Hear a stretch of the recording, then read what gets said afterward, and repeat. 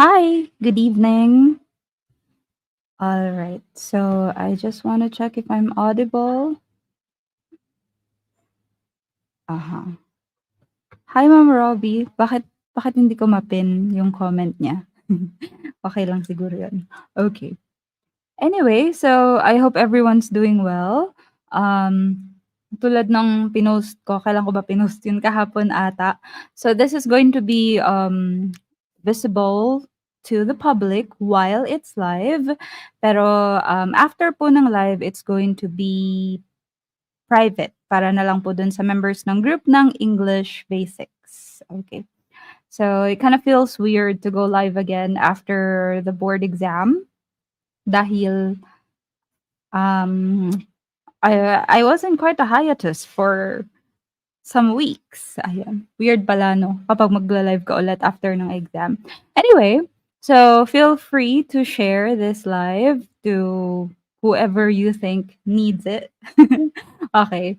So, kamusta naman kayo dyan? So, dun sa mga nagka-congratulate, thank you so much. Ayan. All right. So, while we're waiting for the others to join us, anyway, it's still early. We still have about 4 minutes. Yes. Meron ba kayong gustong itanong? Huy! Okay. All right. So, I'd like to share a little bit about my civil service exam experience. Okay. So, una sa lahat, kasi tinatanong nila, kailangan ba talagang i-take yun kahit na may lisensya ka na? Is there any perk to that?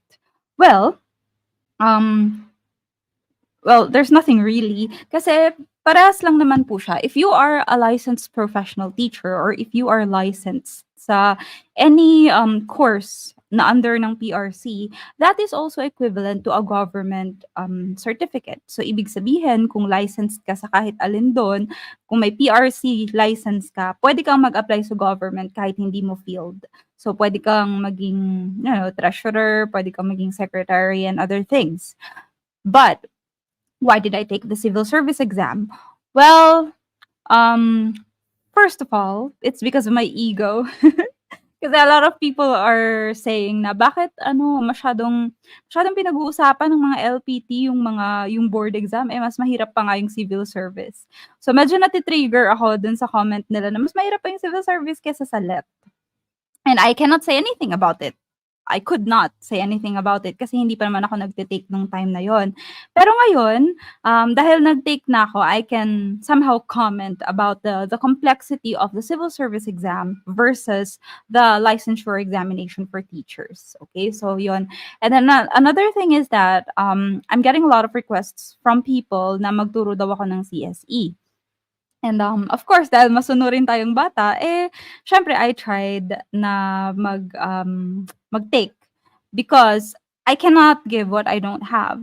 So, dahil hindi naman ako lisensyado ng CSE, ng civil service noon, hindi ko alam kung anong ituturo ko. But since I've seen the exam, at least I have an idea on the coverage and what you have to know to be able to pass that exam. Okay? So, ang purpose talaga ng course na ito is for you to deepen your linguistic knowledge, to hone your linguistic skills. Kasi sobrang importante talaga siya dun sa civil service exam or any exam that you're going to take. Kasi napansin ko nga lang po na yung questions niya, hindi siya katulad ng licensure examination for teachers wherein you can find sample questions online and basically you can memorize the answers. Hindi po siya ganun. So pagdating po dun sa civil service exam, the first part of the exam that I took was verbal. So sobrang haba niya na ang daming questions na most of the questions are error correction and identification. So ibig sabihin meron kayong 5 choices doon tapos pipiliin niyo kung alin dun sa choices yung merong maling sentence. And if you don't master the grammar rules, you're going to find it difficult. Pero, kung medyo okay kayo dun sa grammar rules and you can find errors dun sa sentence, well, it's not going to be so hard for you to pass it. Okay? So, yung math naman dun, medyo late ko na siyang nakita because I didn't monitor the time, which was my biggest mistake. Isa pa kasi sa factor nun, I didn't have breakfast, I didn't have coffee, so I didn't have the energy to take the exam. But since I was there, so I just proceeded with it. Okay? So, sa tingin ko ay napakaimportante talaga na mag-breakfast kayo or mag-coffee kayo at least bago kayo mag-take ng kahit anong exam man yung ita-take niyo. Because it is draining. At nung nasa kalagitnaan na nga po ako ng pagsasagot, tsaka ko lang nalaman na yung math part pala ay pagkatapos ng verbal. Hooray! Okay. Hindi siya katulad ng Gen Ed ng LET na halo-halo. Sa civil service po by category. So pagkatapos mo mag-verbal, tsaka mo palang makikita yung questions ng math, and that is why I wasn't able to finish the exam. So dun sa mga last part, I had 10 minutes left. I had to shade kahit ano na lang kesa naman malaktawan ko talaga sila. So, yeah, lesson learned. Sa susunod, kung alam niyong medyo mabagal kayong mag-solve, you can do the math part first. Okay, so ayun, and strictly monitor your time. Okay, so anyway, para naman sa mga magta-take ng board exam for teachers, lalo na yung mga major in English, this session is something na hindi ko na dinidiscuss talaga sa major because I'm assuming that we already know these. Pero since gagawin ko na lang din naman 'to, ay isasama ko na rin kayo kasi baka naman nakalimutan na rin natin. So it will be beneficial to recall the concepts, under the basics, okay? So, are you ready? Shall we start? Ayan, okay. So, puwede na po tayong mag-umpisa. You can keep sharing this live para po makita din ng iba kasi private na po siya pagkatapos so others won't be able to watch it, okay?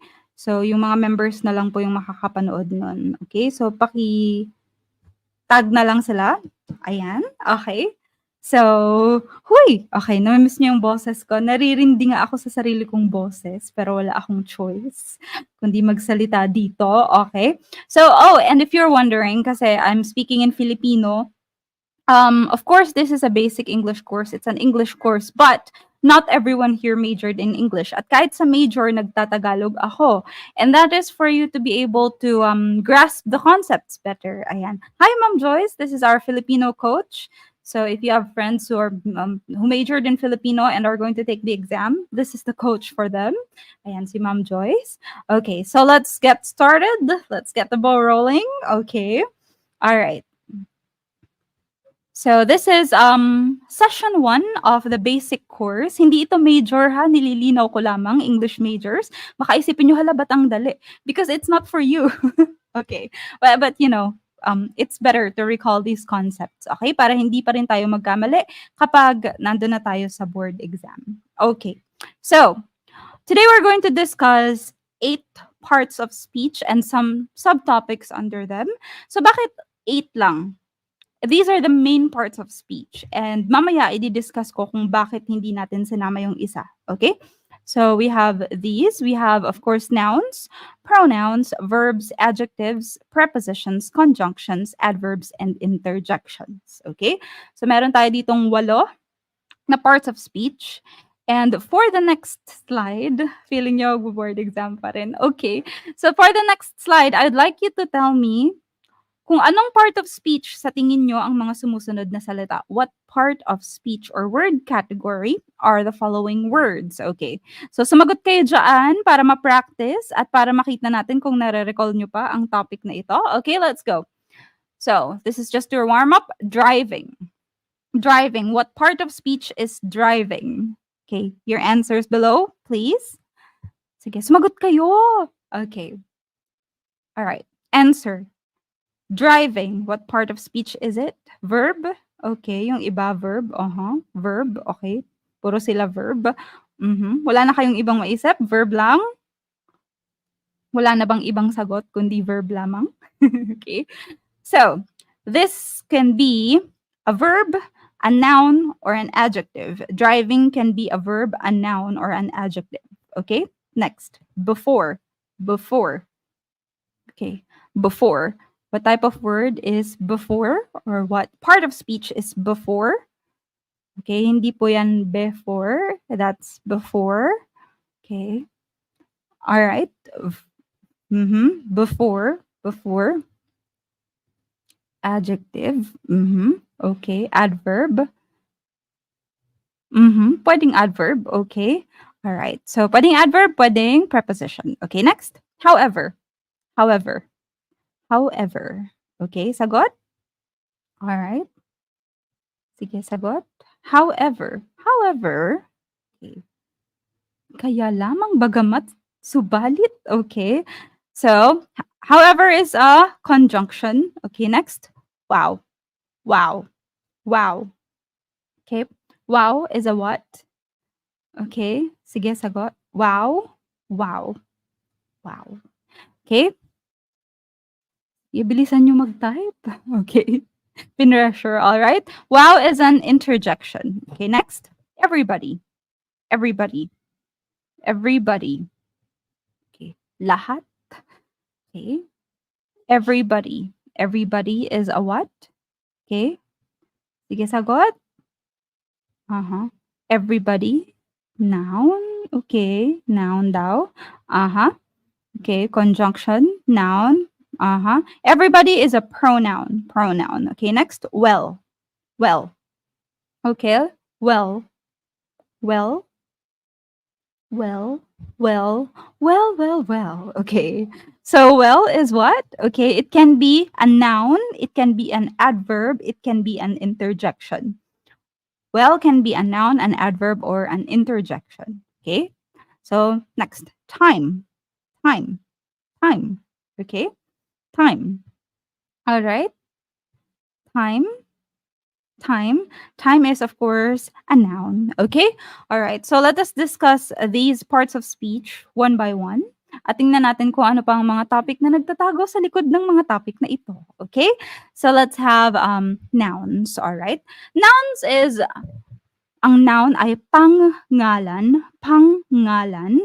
Okay, it's not spelled with a single NG, it's PANGNGAALAN. So pangalan.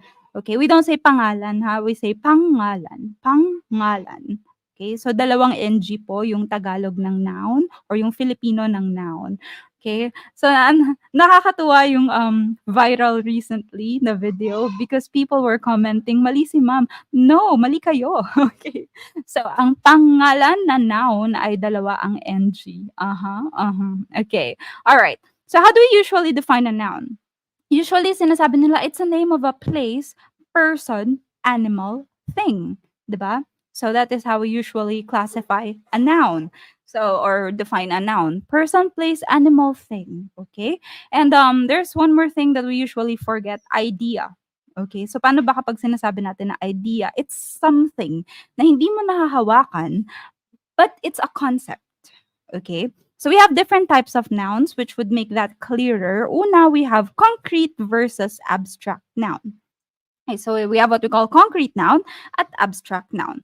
So concrete noun ay kahit ano na nahahawakan nyo, naaamoy, naririnig, ayan, so ganyan. Kahit ano na tangible, ayan. So kahit ano na napaperceive ng inyong senses. For example, a pen is a concrete noun. Nakikita nyo siya, it's something that's there. Yung alam nyong nandyan talaga. Pwede nyo siyang makita, mahanap, mahawakan, magamit. Ayan. And we call something an abstract noun. Ayan. Kapag ito ay nag-exist lamang sa ating mga guni-guni. Okay, so wait lang. Ayaw ng aking pen gumana. Why are you betraying me? Okay. Ayan. So, subukan natin ulit. Alright, here. Okay. So we have what we call abstract noun. Ito yung mga bagay na nasa guni-guni lang natin. Ayan. Mga bagay na inimbento natin sa ating isipan tulad ng love. Ayan, ang love ay isang guni-guni, imahinasyon. Hindi yan nag-exist, walang love, be. Ayan. So, di ba, hindi mo siya makikita, hindi mo siya mahahawakan. Well, the loved one can be touched, can be felt, can be seen, but love itself is something that's imaginary, di ba? Wala naman talagang love. It doesn't exist. It's just a concept. Freedom, hope, time. Ayan. So, yan yung mga tinatawag natin na abstract nouns. So these are nouns or these are things that exist in the mind. Mga konsepto na ginawa natin sa isip pero hindi natin nakikita. Okay? All right. So ano pang pwedeng maging abstract? Religion. Ayan. So yan. We have what else? Yun nga, sadness. Ayan. So things that are existing in the mind. Yan yung tinatawag natin na abstract. Okay? We can also categorize nouns as proper or common. So, common ay yung category. Halimbawa, street. Ayan. So, building, country, 'di ba? Yan yung mga ganyan, common nouns, and they are written with small letters or lowercase letters. Proper nouns, on the other hand, ay yung pangalan na ibinibigay mo dun sa isang common noun, written in a capital or uppercase letter. Halimbawa, name of a street, JP Rizal Street. Okay, ganyan. Name of a person, ang pangalan ng person ay Jason Obedencia, 'di ba? So you write it with a capital J and a capital O. So yan yung tinatawag natin na proper noun. So yung specific example ng common noun, isang pangalan na ibinibigay mo sa isang street, sa isang tao, something that's specific. Okay? Ayan. So, I have a question. Do you write the names of elements in uppercase letter or lowercase letter? Do you start the element names in capital or small letter? Halimbawa, susulat mo hydrogen, helium, lithium, beryllium, boron, carbon, nitrogen, oxygen. Do you write them in uppercase or lowercase? Mhm. So, when you write elements, yung carbon, oxygen, yung buong-buong ganon, you write them in lowercase. Okay? Elements are written in lowercase. Hindi po kinakapital yon. So, kapag halimbawa magsusulat kayo ng hydrogen, you write it like this. Hydrogen. Okay? Ang element names are written in lowercase. Okay? Ano ang in uppercase natin? Their symbols. For example, H for hydrogen. Okay? So, tandaan natin yan. Ang element names are written in lowercase. Ang in uppercase lamang po natin ay ang kanilang symbols or element symbols. Okay? Alright. So, anyway, let's proceed to our next one. Wala pala akong mouse for today's video. Okay, next. We have count nouns and mass nouns. Okay? So, yung count nouns ay literal na nabibilang natin. For example, we have, okay, 1, 2, 3, 4, 5 pencils. Okay. So, we have 5 pencils. Yun yung tinatawag natin na count nouns. So, nouns that you can actually count. Yung posibleng mabilang. Pero meron na ba sa inyong nabore at sinubukang bilangin yung 3 in 1? Okay, ilang asukal, ilang kape, ilang creamer. Have you ever tried doing that? Were you ever that bored? Ayan, na-bore na ba kayo ng ganong level? Na binilang niyo kung ilang piraso yung creamer, ilang piraso yung ay, yan pala yung magandang gawin habang naghihintay kayo ng resulta. Paghiwa-hiwalayin niyo yung kape, tsaka yung asukal, tsaka yung creamer. Alright. So, yun yung tinatawag natin na mass nouns. Okay. So, these are things that you can't count. It is possible to count them. Halimbawa ay rice, 'di ba? Yung bigas, nabibilang naman talaga yan. But nobody in a proper state of mind would count how many pieces of rice there are in a sack of rice, 'di ba? So yan yung tinatawag natin na mass nouns. Yung hindi mo binibilang kasi hindi mo gugustuhin bilangin. Okay? So yan. So those are those things. Okay? So coffee, sugar, you have water. Ayan, sige bilangin niyo yung tubig. Okay? Ilang particles, ilang molecules. So these are mass nouns. Things that you cannot count. Okay. So we also have what we call collective nouns. So these are nouns na isang word lang siya, pero yung idea niya ay marami. Okay, we're going to go and discuss that later on. Pero dito muna tayo sa mass nouns. So dahil ang mass nouns ay hindi natin binibilang, hindi natin siya pinuplural. Okay, for example, sugar. We can't say sugars. We can't say water, waters. Diba? We can't say soy sauce, soy sauces. We can't say something like that. Hi, Ma'am Donna. This is our social studies coach. Ayan, message niyo sila if you have friends who are majoring in soc-sci at magte-take ng exam. Okay. So, paano natin sila pinapadami? We are going to use quantifiers. Okay? Ang tawag natin doon ay quantifiers. Okay? So, dito tayo nagdadagdag ng S at dito tayo nagdadagdag ng bilang para mabilang natin yung tinatawag nating mass nouns. Okay? For example, meron kang 2 bag ng pasalubong, 2 bags of treats, 2 bags of goods. Ayan. So, halimbawa, soap. We cannot say soaps. 'Di ba? So, although nabibilang mo naman talaga siya, but the soap itself, hindi mo siya nabibilang. Ang mabibilang mo ay yung structure niya, 'di ba? So, you can say a bar of soap, a bottle of soap. Yan. So, pwede nating sabihin ganon. Alright? So, here are others. We say a pound, a carton, a can, a tub, a bunch, plenty of. So, try natin.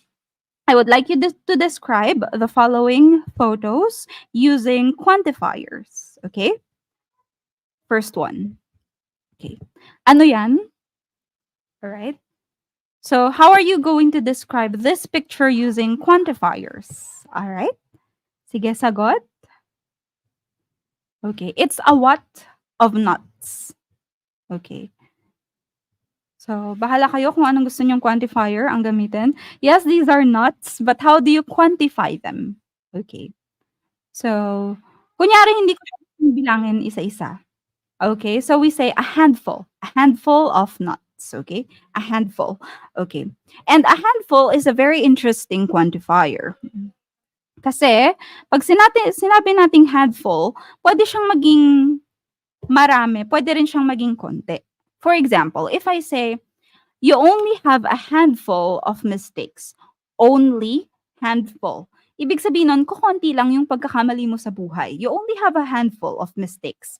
Means, konti lang yung pagkakamali mo. But if you say, my students are quite a handful. So, ibig sabihin, parang ang dami nila, too much to handle. Okay? So, a handful can be used to describe something that's many and something that's few. Depende sa kung paano mo siya ginamit sa sentence. Pag sinabi mong only a handful, konti lang yon. Pero pag sinabi mong quite a handful, ibig sabihin marami yon. Okay? So, it's an ambiguous quantifier. So, pwede mo siyang gamitin to refer to something na marami and to refer to something na konti lang. Okay, so that is a handful of nuts. Okay, next. How about this one? Salt yan, salt. Salt, asin. Okay? So how do you describe that? A what of salt? Okay. All right. A what? Pwedeng a pinch of salt. Ayan. So a pinch of salt, isang kurot lang, konti lang. Ayan. So a pinch of salt. Pwede ring a dash of salt. Okay? So a dash, isang ganyan. Ayan. Isang budbud. Ayan. A dash of salt or a pinch of salt. Okay? How about this one? It's a blank of toilet paper. Okay. A what? Okay. Tulad nitong toilet paper, hindi naman natin siya binibilang siguro. Okay. Minsan na-bore na ba kayo? Ginanon nyo isa-isa? Isang piraso? Dalawang piraso? So, quantifier for it. Okay. It's a roll of toilet paper. A roll of toilet paper. Okay. Next. How about this one? This is dust. A what of dust? Okay. Kunyari, ganyan talaga yung nakita nyo. So, hinangin siya. Okay, there's a gush of wind. Diba? And then it looks like this. Okay? So, what is it? It's a blank of dust. Or alikabok. How would you describe it? A speck, okay? Pag speck kasi is konti lang yun eh. A speck of dust, a few specks of dust. Halimbawa na you cleaned your room thoroughly, masyado nyo siyang nilinis, you can only see specks of dust. Konti lang yun. But how about this one? Okay, you call this a cloud of dust. Okay? So, a cloud of dust. Ayan. So, kapag hinangin siya and it forms a cloud-shaped form, that's called a cloud of dust. Okay, next we have this one. A blank of money. Ayan. Money is uncountable. It's a mass noun. You cannot say monies. Okay? So kahit nabibilang mo siya, binibigyan mo siya ng number, it's still a mass noun. You can't say monies. We can say money. Okay, a pile of money. Pwede to. Okay. Do you have anything else? What if your money is hidden somewhere? So halimbawa, nasa loob siya ng vault, or it's in a cabinet, or it's in a room. Okay. Bundle, pwede, lalo na kung nakatali siya, a bundle. A pile, okay, a pile of money. All right. And if something is hidden, if a group of things are hidden, okay, so you call that a stash. Okay? A stash is a group of things na nakatago. Diba? I have a stash of money. Yan, in my vault. So it's a pile of money na nakatago. I still have a stash of food. Okay? So, meron kang pagkain na tinatago mo kasi makasarili ka, B. Ganyan. Alright. Madamot kami kadamutang kantaglay. You have a stash of food. Ayan. I have a stash of snacks in my cupboard. Okay? So, it's a group of things that are hidden. A stash. Okay? All right. So, you can say a stash of money. All right. Okay? So, this one. All right. How do you describe this? Dalawang buong bawang at dalawang pirasong bawang. Okay. How do you describe that? Two whole garlics and two pieces of garlic. That's two what and two what? Okay.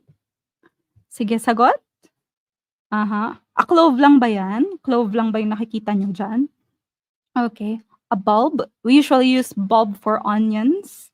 A bulb of onion. 3 bulbs of onion. So these small pieces are called cloves. Yes, you're right. But the bigger ones are called heads. Okay. So we have 2 heads and 2 cloves of garlic in this picture. 2 heads as in ulo, head as in ulo, and 2 cloves. Okay. So these are 2 heads and 2 cloves. Okay. So we have 2 heads and 2 cloves of garlic. Okay. Next. Sand. A what of sand? Isang ganyan? Isang parang small mountain of sand? How would you describe that? Okay. All right. So can you describe this? A blank of sand. Sand or buhangin? Okay. So how would you describe that? A stack. Okay. Uh-huh. All right. Sige. A hole. Okay. Bucket. Uh-huh.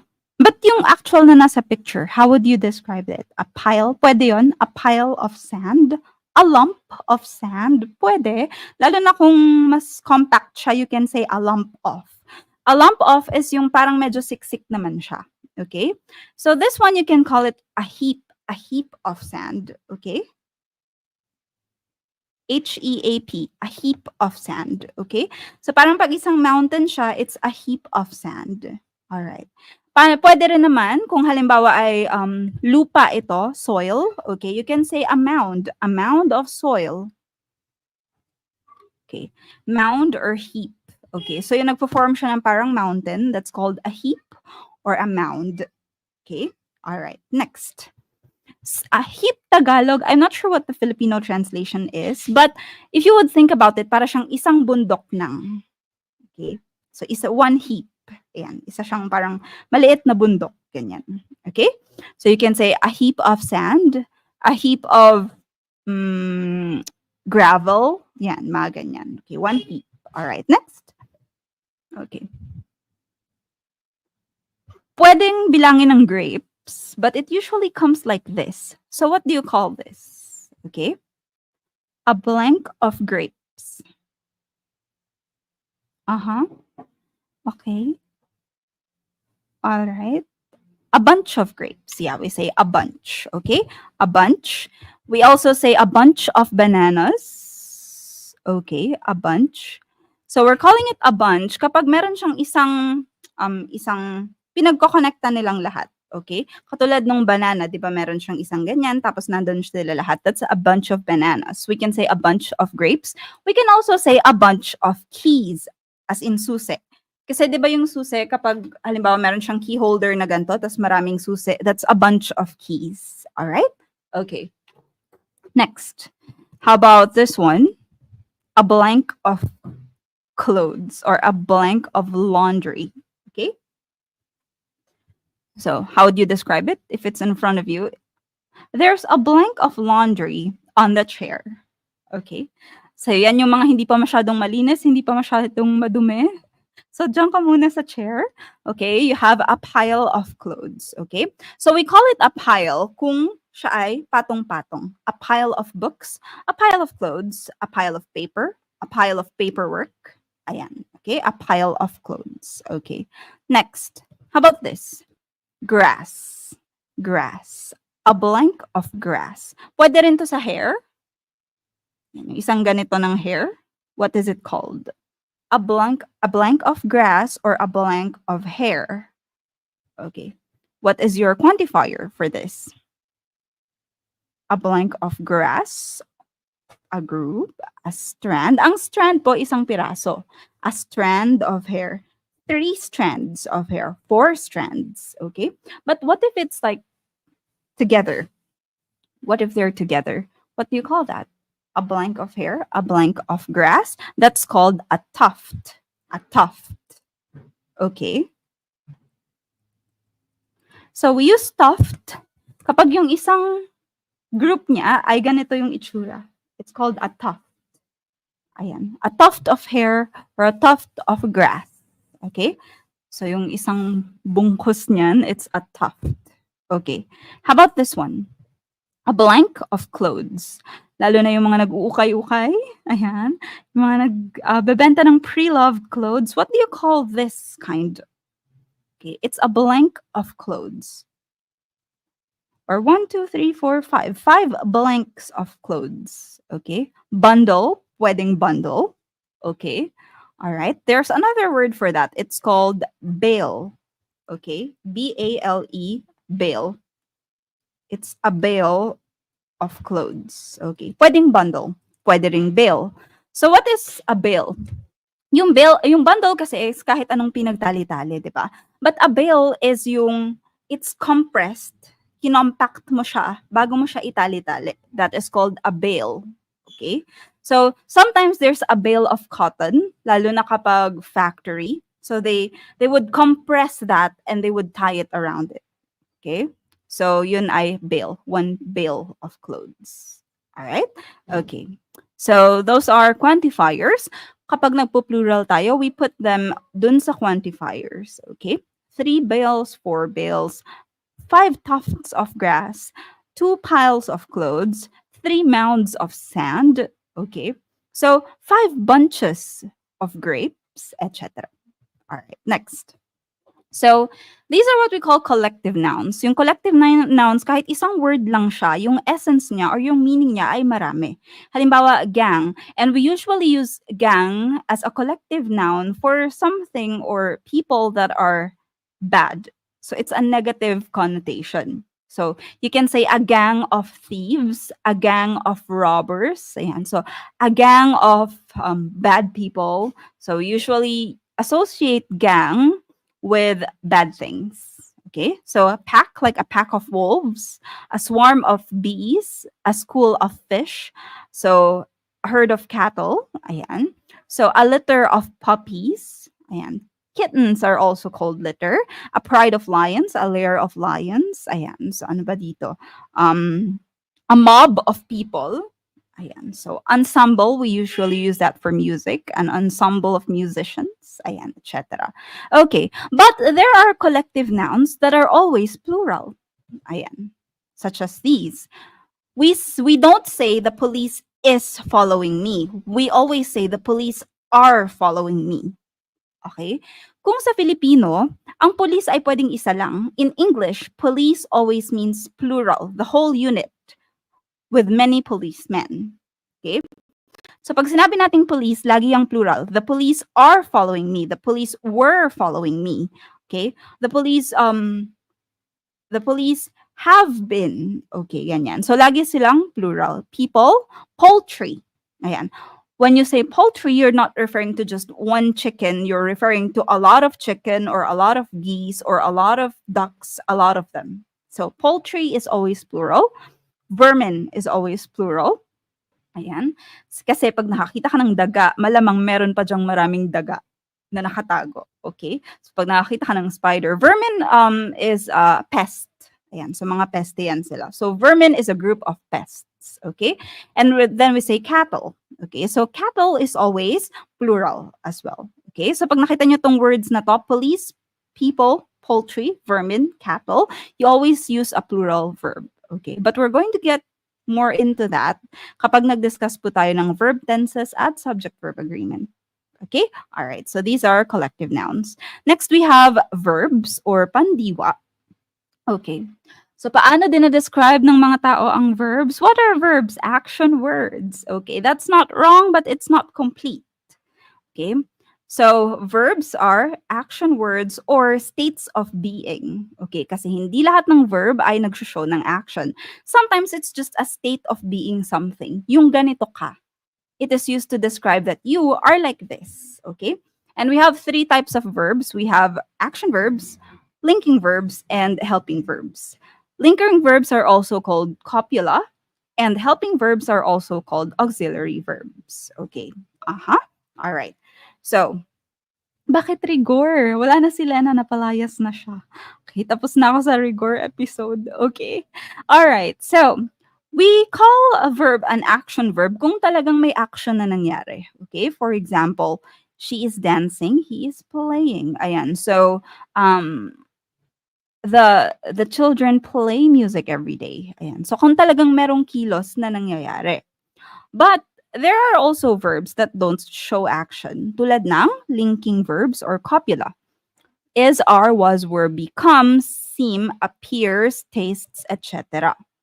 Pero yung taste, appear, pwede rin po yung maging action verb. For example, I am going to taste the cake. Is that an action verb or a linking verb? Sige, try muna natin. I'm going to taste the cake. All right. Or I tasted the cake. Ayan. Is that an action verb or a linking verb? Uh-huh. Sige. I tasted the cake. Dun sa sentence na yun, action ba siya o linking? It's an action verb. But what if I say, the cake tastes sweet?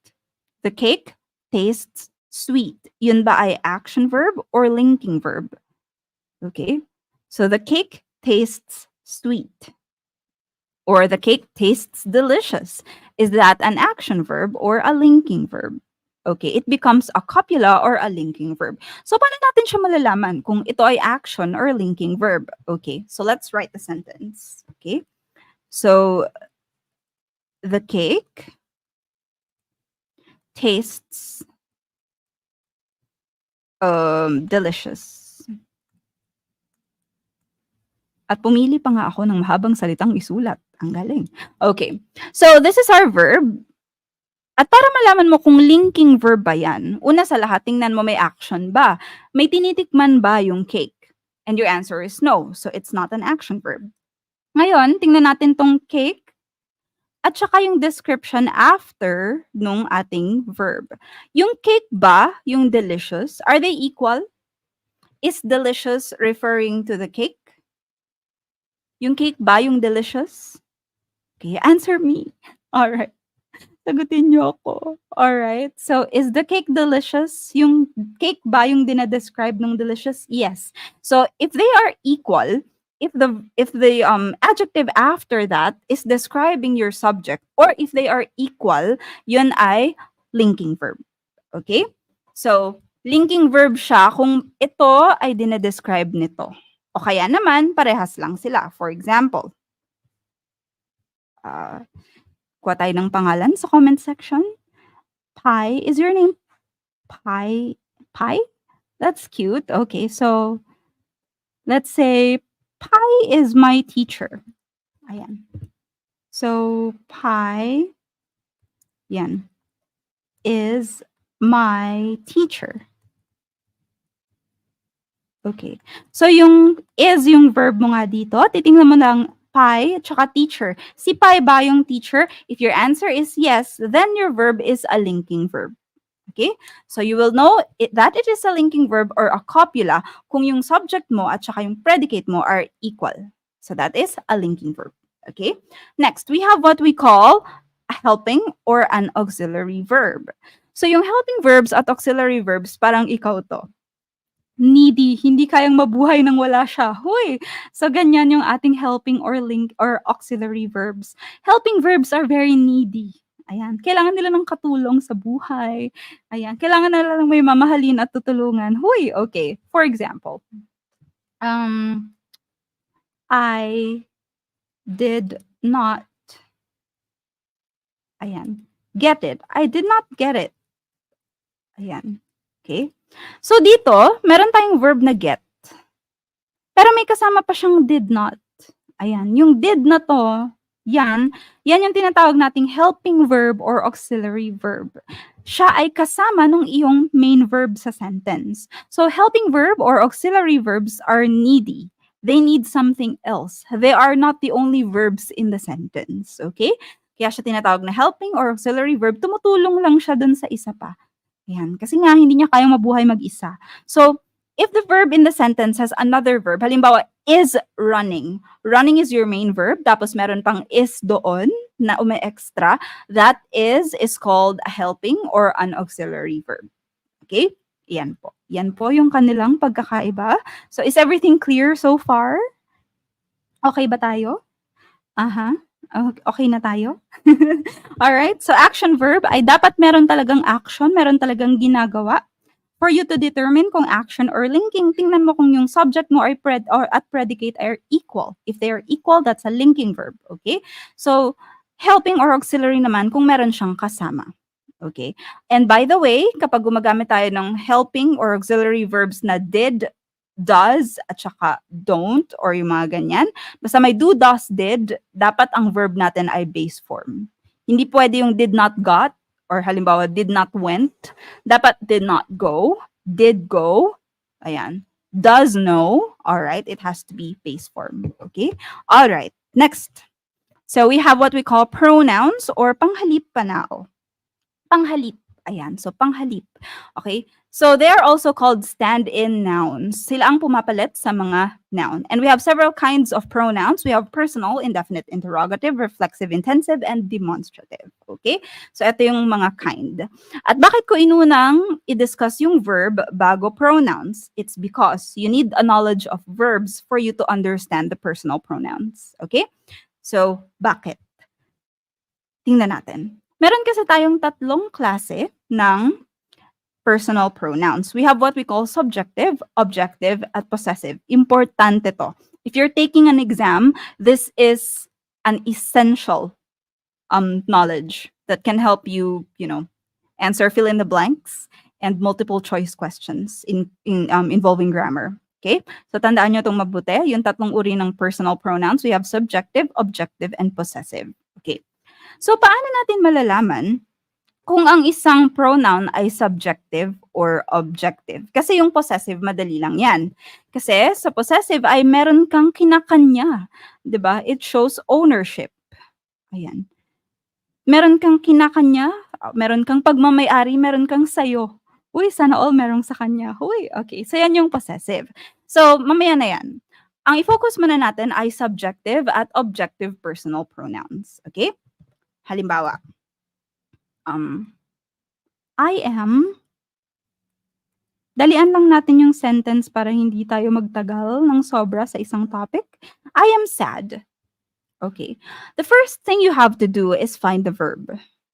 The verb is am. Kahit ano, before the verb, anything before it is subjective. Anything after it is objective. Okay? So anything before the verb is in the subjective case, anything after the verb is in the objective case. Malinaw? So kapag personal pronouns, para lang malaman mo kung gagamit ka ng subjective pronoun or objective pronoun, all you have to do is find the verb. Okay? If it's before the verb, subjective pronoun ang gagamitin mo. Kapag after ng verb, objective pronoun ang gagamitin mo. If it shows ownership, possessive pronoun yung gagamitin mo. Okay? So, let's go. All right. So here are our subjective pronouns. Halimbawa, I love you. Bakit hindi me love you? Kasi yung love doon, yung ating verb, at yung subject is before the verb. So kailangan ang gagamitin natin ay subjective pronoun. That's how it works. Okay? So, pero pag halimbawa, you love, ayan. So ano gagamitin natin? Ito yung ating verb. After ng verb daw, ang gagamitin mo ay objective. So, dapat nandito lang sa line na to.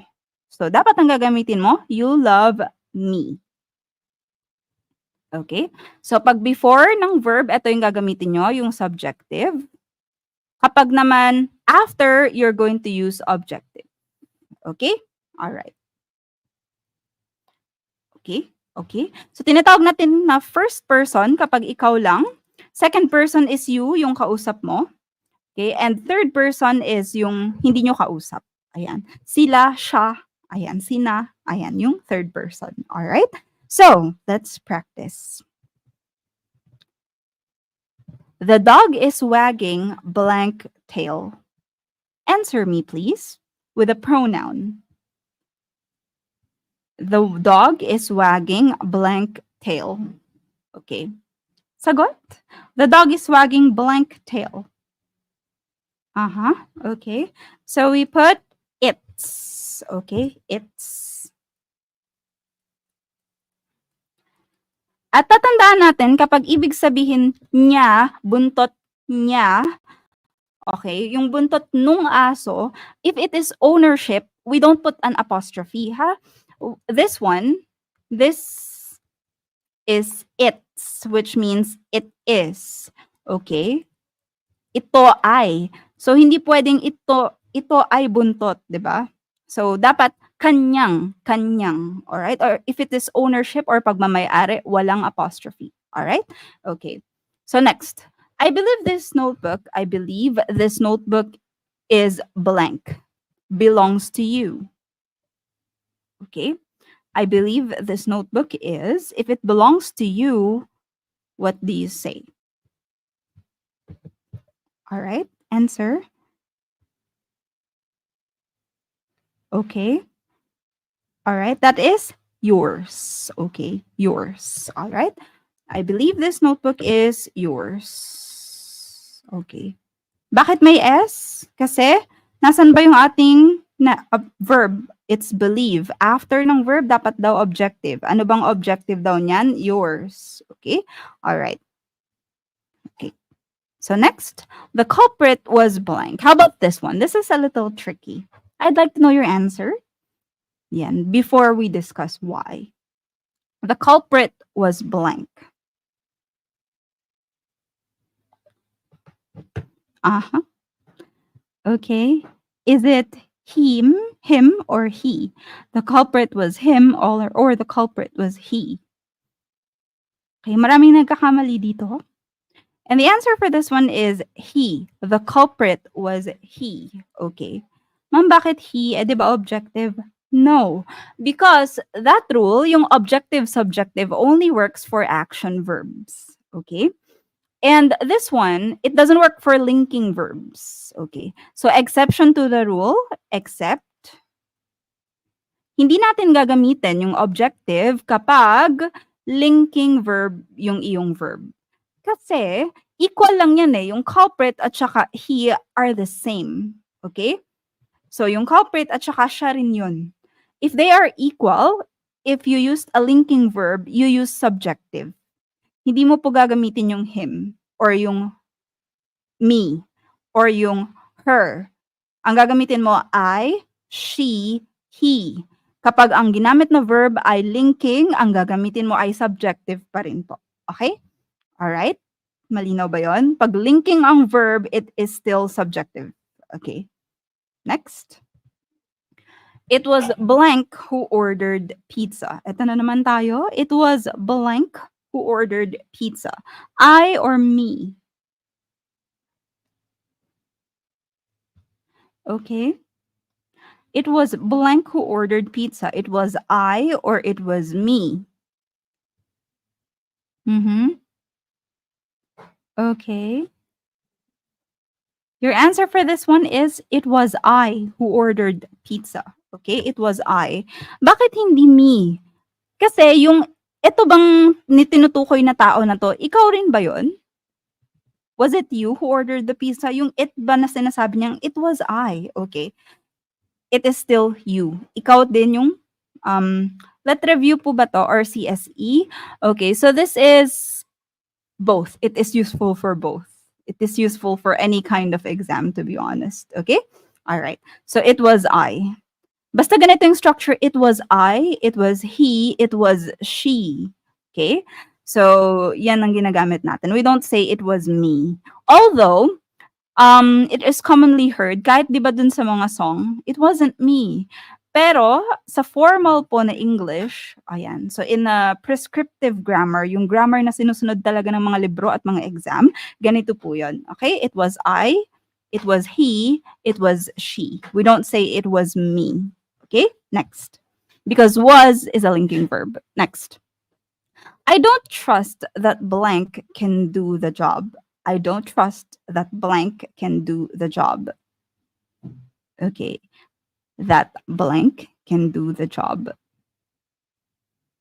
Mhm. Okay. All right. I don't trust that he. Okay. I don't trust that he can do the job. Okay. So kapag merong that, putulin niyo 'yan diyan, tapos parang bagong sentence ka na ulit. Okay? So that blank blank blank, yung that na 'yon tanggalin niyo tapos it's like a new sentence. He can do the job. You can't say him can do the job. You just say he can do the job. So putulin niyo siya dun sa that and then it's like starting a new sentence na ulit. Okay? And of course, if you're starting a sentence, you start it with a subjective case. Next. Blank bananas are the ones wrapped in plastic. I believe these are blank. Okay. Parehas tong belong to them, sorry. Parehas na belonging to them. Blank bananas are the ones wrapped in plastic. I believe these are blank. Okay. Parehas na belonging to them, yung dalawang blank. What's your answer? What are your answers? Dalawa pala. Okay? Blank bananas are the ones wrapped in plastic. I believe these are blank. Uh-huh. Okay. So, belonging to them. Them. Okay? Kapag sinabi kong them, hindi ka kasama, hindi ako kasama, sila lang 'yan kasi third person, 'di ba? So, their bananas are the ones wrapped in plastic. There tayo dito kasi subjective, 'di ba? Nandito pa lang yung ating verb. Okay. Sa susunod naman, bagong sentence na 'to, ito yung ating verb, believe these are theirs. Okay? Alright. So, yung una ay there because it is subjective. Sa susunod naman, I believe. Yung believe naman yung ating verb at saka theirs naman yung pagkatapos nun. Yung theirs ay may S because it's in objective case. At saka yung I, tsaka yung believe these are theirs, hindi siya parehas. Hindi siya equal. It's not a linking verb. It's an action verb. Therefore, dapat ang gagamitin ay objective pagkatapos ng believe. Okay? Alright? Okay na tayo? Alright. So you can just check the table para po mas maintindihan po natin siya. Alright, next. We have what we call indefinite pronouns. Okay. So, karaniwan din tong sinasama sa mga exam, yung indefinite pronouns. And we call them indefinite pronouns kasi hindi mo alam kung sino ba talagang tinutukoy. Anybody. Kahit sino, di ba? Few, sino, alin sa mga tao. Di ba? It's indefinite. So, it's not clear who we're talking about. Okay? Both. Sinong both? Sino? Alin doon? Okay? So, yes. Alright. Ang was po ay past tense. Okay. Alright. So, another, anybody, anyone. Okay. So, I just provided the categories, singular, plural, and singular or plural for your reference. Okay. Pero hindi pa natin to ngayon i-discuss yung subject-verb agreement nito because that will be a separate topic. I'm just telling you that these are indefinite pronouns. Ito yung mga pronouns na tinatawag na indefinite. Yung mga anybody, each, all, more, most, none, some, such, etc. Tsaka yung may mga body-body. Alright? These are indefinite pronouns. Hindi natin alam kung sino yung tinutukoy. Next, we have what we call interrogative pronouns. So, kaya siya tinatawag na interrogative. They are used to interrogate or ask questions. We have what, which, whose, who, and whom. Now, fill in the blanks. Okay. Yung una, madali lang yan. Blank do you want? Okay. So, what, which, whose, who, whom. Blank do you want? Ang gusto mo. Bakit ka nandito? Okay. All right. So it is, what do you want? Okay. What do you want? All right. Ano ba talaga ang gusto mo? Okay. Next. Blank of these cats do you like? Blank of these cats do you like? Alin? If you have a choice, if you have choices, alin sa mga pusang ito ang gusto mo? Okay? If there are choices, halimbawa maraming cats, or there are two things na pagpipilian, you use which. Which of these cats do you like? Okay? How about the third one? Blank jacket is this. Bakit pakalat-kalat? Bakit hindi nilalagay sa washing machine? Okay? O kaya sa laundry basket. Blank jacket is this. Mhm. Whose? Okay. So if we are talking about ownership, kanino, we use WHOSE. Okay. How about this one? Blank did you give the pink rose to? Blank did you give the pink rose to? Okay. Blank did you give the pink rose to? Okay. All right. You say whom. Whom did you give the pink rose to? Whom? Okay? So, paano natin malalaman kung whom or who yung gagamitin natin? Etong question ay gawin mong sentence. You make a sentence out of it. You did, so gave, you gave the pink rose to her. Kunyari her, ganyan. Diba? So, ito kasing hinahanap natin sino daw, kanino. Alright? And here is your verb. You gave. So, ibig sabihin, ito yung subjective, objective. Kapag nasa objective yung hinahanap, that is whom. Okay? Alright. Or simply, kapag hindi siya yung gumawa ng action. Okay? Sino ang receiver? Sinong nakatanggap ng rose? You say whom. How about this one? Blank called us last night. If you make a sentence, magiging he blank called us last night. He called us last night. Okay? So yung verb mo doon I called, it's before the verb, so that is subjective. So that is who called us last night. Okay. How about this one? Blank will you go with? Blank will you go with? Pag ginawa natin yung statement, you went with or you will go with her. You will go with him. You will go with them. Therefore, ano ang question nyo? Blank will you go with? You will go with them. You will go with him. You will go with her. So, anong tawag doon? That is objective. So, kapag objective, ang gagamitin natin ay whom. Whom will you go with? Ayan. How about this one? Blank went with you. He went with you. She went with you. I went with you. Diba? He went with you. She went with you. Yeah. They went with you. Okay? So, ang gagamitin natin dito ay who. Who went with you? Okay? All right.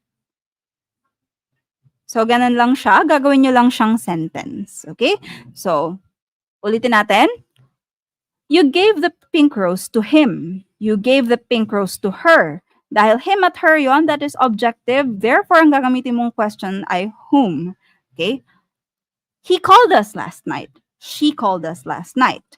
Dahil siya ay subject or subjective, ang gagamitin mo ay who. Okay? Diba? So, you will go with her. You will go with him. You will go with them. Yung him, them na yon, that is objective. Therefore, gagamitin mo ay whom. Okay? Alright. So, ganyan lang siya, yung who versus whom. Okay? Next.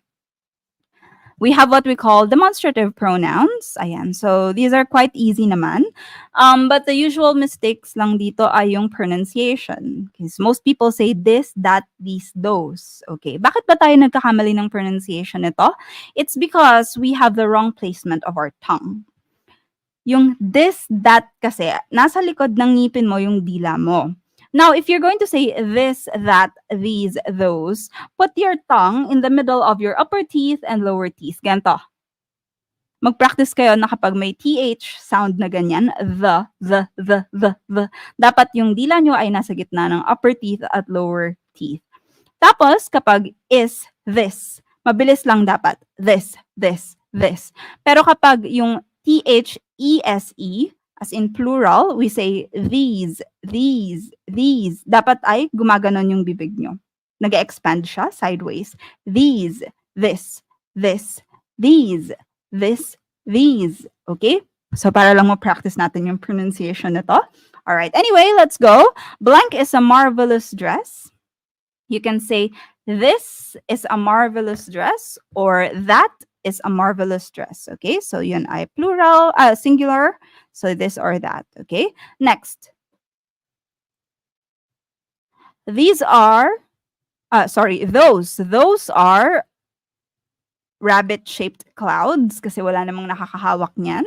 Yan ay malayo and plural, those are. Okay? So, this one has two possible answers. You can say, that is an interesting question. Pagkatapos niya magtanong, tapos tsaka ka mag-iisip. That is an interesting question. Pero kapag ikaw ang magsasalita, this is an interesting question. Where were you last night? So if you're going to ask the question, you say it as an introduction. You say, this is an interesting question. Where were you last night? But if you're going to be the one to respond, if you're going to respond to a question, you say, that is an interesting question. Okay? That is an interesting question, or this is an interesting question. Blank on my hand are called kisses. Ayan. Di ko alam kung meron pang kisses, yung nilalagay sa bulak tas nilalagyan ng mga cologne tsaka alcohol para daw dumami. Dumami ba yung kisses niyo noon? Okay.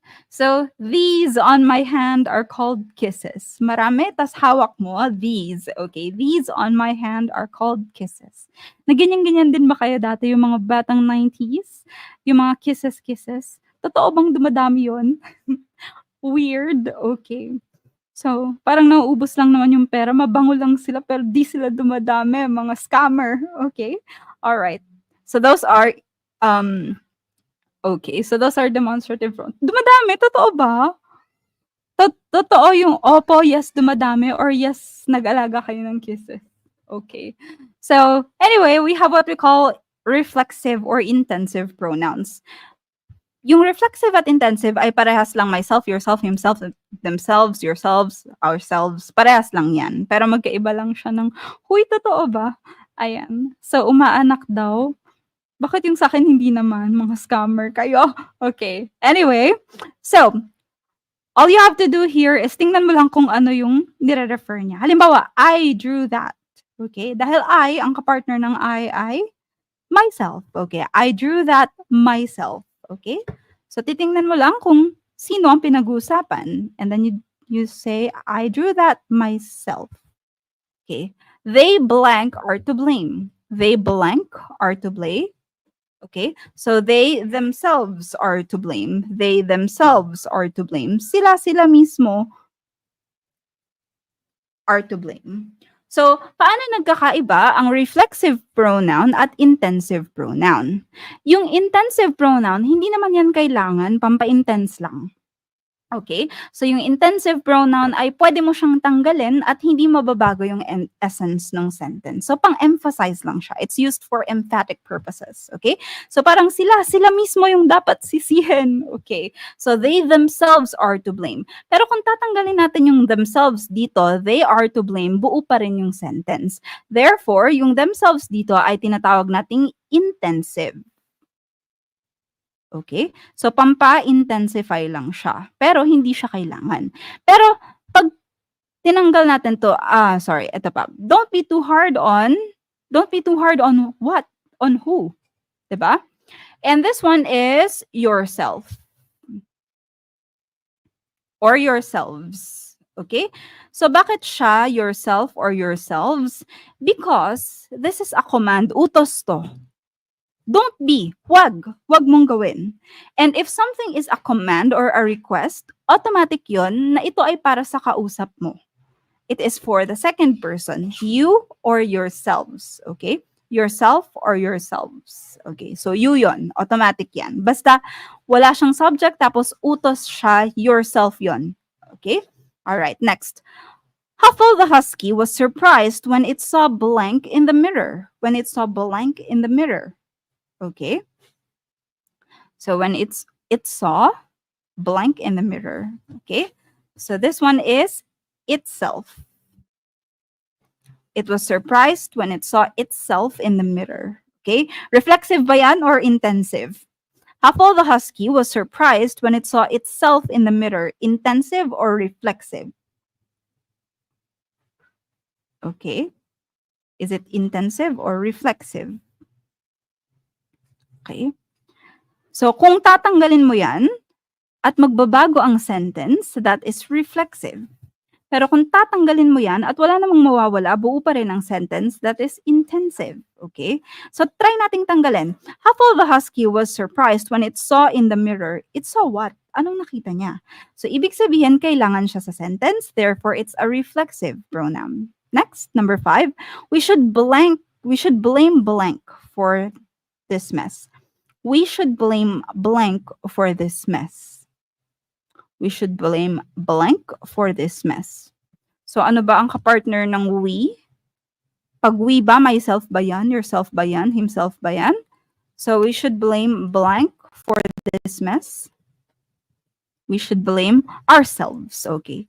So, we should blame ourselves. Kasi pag we ay kasama ka. So, ganyan lang yung reflexive intensive. Kailangan mo lang tingnan kung sinong pinag-uusapan. Okay? We should blame ourselves for this mess. Kasi we, yung pronoun na ginamit. Ngayon, is that reflexive or intensive? So, that is reflexive. Kasi pag tinanggal mo siya, we should blame sino for this mess. And it makes a difference in the sentence, kaya siya ay reflexive. Okay, so those are reflexive and intensive pronouns. Okay, next. So we have what we call adjectives or pang-uri. Words that describe nouns or pronouns. Basta ang dinedescribe niya ay noun at pronoun, it's called an adjective. Okay? So, pang-uri, nagde-describe beautiful. Ayan. So, lively, music. Dinedescribe yung music. Music is a noun. Therefore, lively is an adjective. Crazy dog. Ayan. So, di ba? Crazy describes a dog and dog is a noun. Therefore, it's an adjective. Ngayon, sometimes we have a lot of adjectives in a sentence. At malalaman natin yung tamang pagkakasunod-sunod niya using the mnemonic ano sas comp. That means article, number, opinion, size, age, shape, color, origin, material, and purpose. So, hindi pwedeng bali-baliktad ang adjective. If there are many adjectives in a sentence, you follow this mnemonic, ano sas comp. Let's try. We rode on Japanese white, a huge steel train. So, ano dapat ang pagkakasunod-sunod ng adjectives na ito? And take note, if we are using a lot of adjectives, we don't need to put commas. Dire-diretso lang, walang comma. Okay? So, ano ang gagamitin natin? We rode on blank, blank, blank, blank, blank, blank, train. Okay? So, tingnan natin daw yung pagkakasunod-sunod. Article. Okay. So, kaya hindi natin siya sinama sa main parts of speech ay dahil ang article po ay under ng adjectives. But sometimes it is also considered as a different part of speech. Okay? So, ano ba yung tinatawag nating article? Yun yung a, an, at saka the. A, an, at saka the. So, meron ba tayo nandito? Meron. So, yan ang uunahin natin. A. Okay, tapos na yung article. May number ba? Wala. May 1, 2, 3, 4, 5 ba dyan? Wala. Opinion. Okay? So, yung opinion ay yung beautiful, di ba? Ugly. Yung ganyan. Okay? So, yung opinion nyo, wala, di ba? Alright, so there's no opinion. Okay? So, size. Huge. Okay? So, a huge. Okay.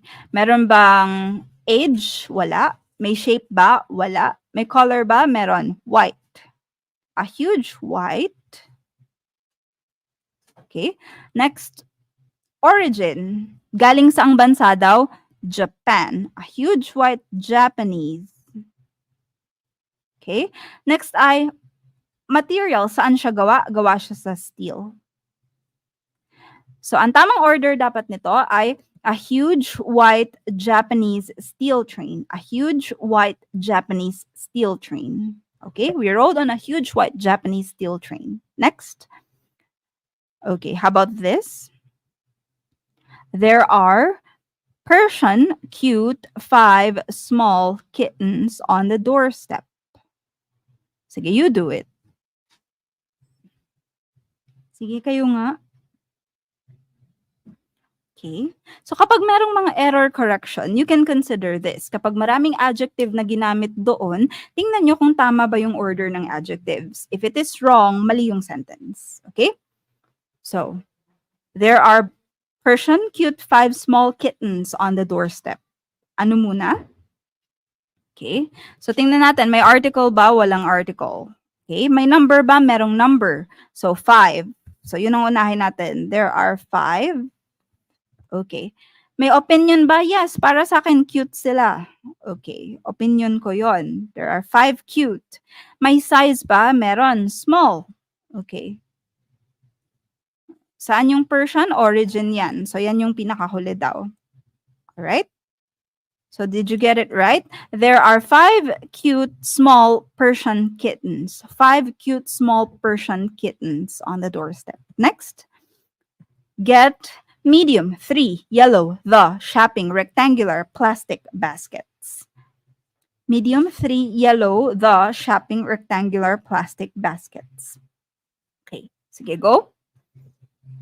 So una daw ay article an o kaya the. So meron tayong the. So, ito yung unahin natin. Get the number 3. Get the 3. Okay. May opinion ba ako dyan? Wala. Size. Okay. Ano bang size daw nito? Medium. Okay. The 3 medium. Okay. Next, age. Wala. Shape. Meron. Rectangular.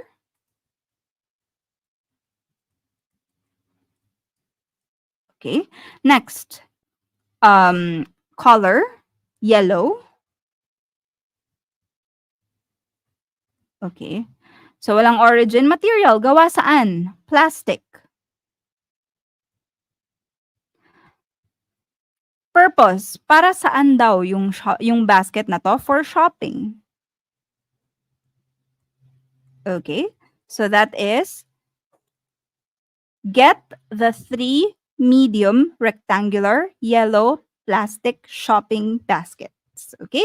All right. So, ganyan siya. Get the 3 medium rectangular yellow plastic shopping baskets. Okay? So, that's what you do with adjectives. Okay? So, wala namang masyadong mahirap sa adjectives. Basta ito lang yung order niya.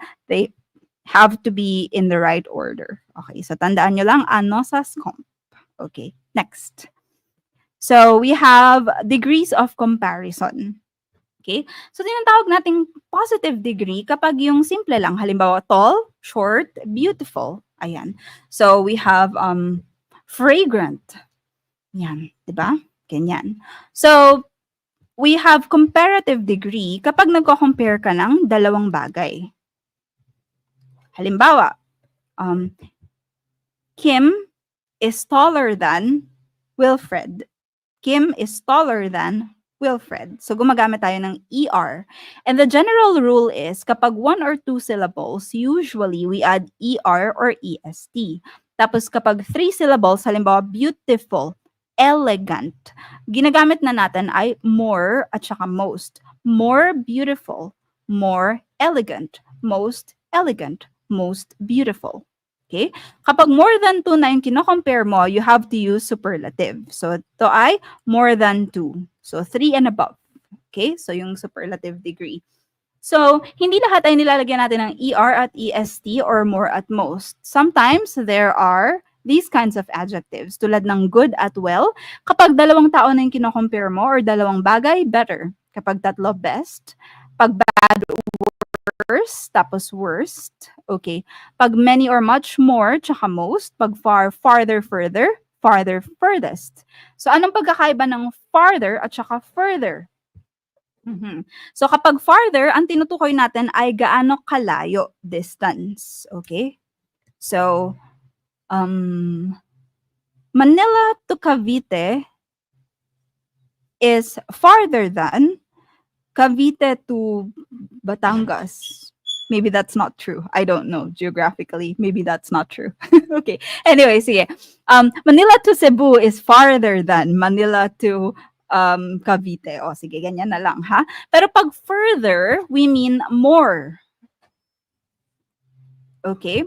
I want to learn English further. I want to learn English further.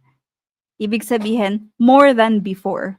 Okay? So, yung FUR is more. Pag FAR, it means distance na physical. Okay? Farther. Tapos, yung further is yung more. Okay? All right. So, next we have little, less, least. Okay. So, one thing that we always have to remember is when we already used more, wag mo nang lalagyan ng ER. Halimbawa, more, wag mo nang gagawing taller. Okay? So, halimbawa, more, tapos taller. Double yan kasi may comparative ka na dito, may comparative ka pa. So, isa lang. Taller. Hindi na more taller. Okay po ba? So, it's just taller or tallest. Ayan. So, tell me kung tama ako o mali. Okay, kuha tayo ng pangalan. Rhea is the worst between her and Trisha. Kunyari lang, huwag ka magagalit. Rhea is the worst between her and Trisha. Okay, sige, sabihin nyo, tama ba yon o mali? Rhea is the worst between her and Trisha. Okay. Mas na creamier pa. Huy, ano bang copy ko ba yon o greatest? Okay. So, that's wrong kasi dapat pag dalawang tao lang, worst. Worst between the two. Worst among them. So, kapag worst ang partner niya, etong superlative ang partner niya ay among. Okay, yung comparative naman, ang partner niya ay between. Okay? So, kapag sinabi nating between, hindi pwedeng more than two. Alright, halimbawa, Lachelle is the prettiest between her, Norily, and Aya. Diba? So, hindi pwede yon. Kasi pag between, dalawa lang. Pag among, more than two. Okay? Alright, next. So we have adverbs or pang-abay.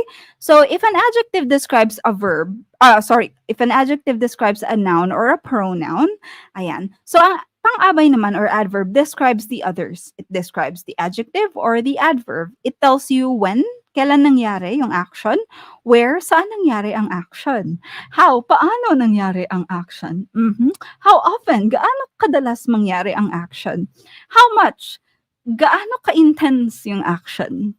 So yan ang yan ang binibigay sa ating impormasyon ng adverb. So mas chismosa ang adverbs kesa sa adjectives. They tell you when, where, how often, or how much. Okay? So halimbawa, the guy went here last night. The guy went here last night. Okay? So last night is your adverb because it tells you when the guy went.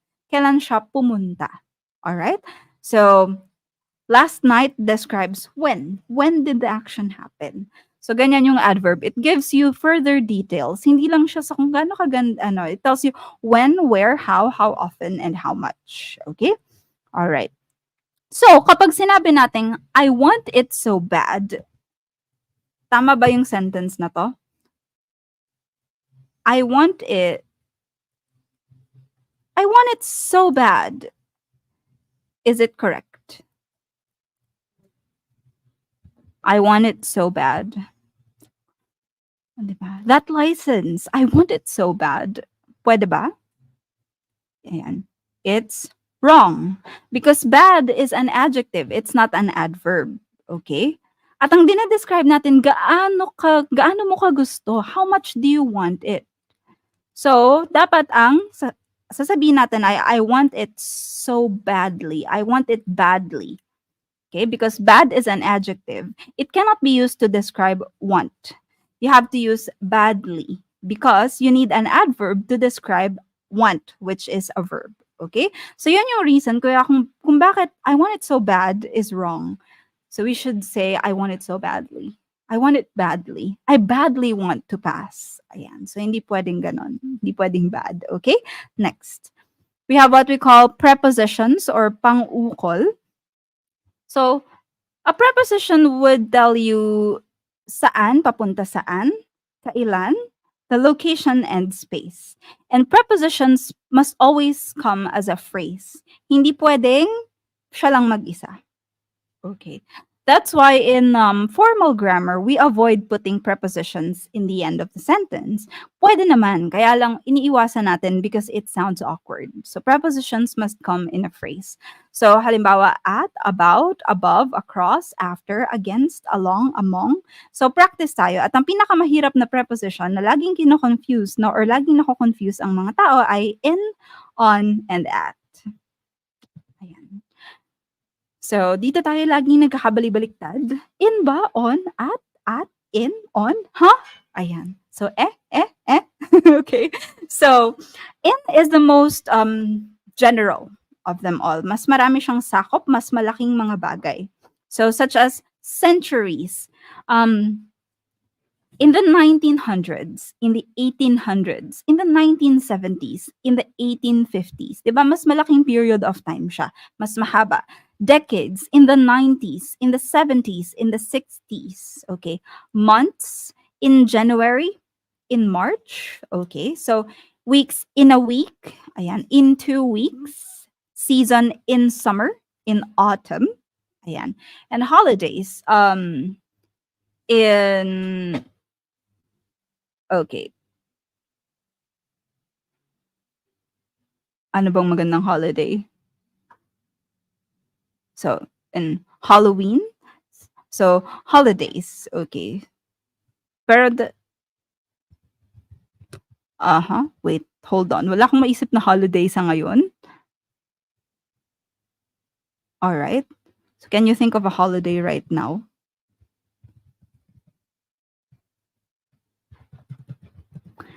Because usually holidays of another.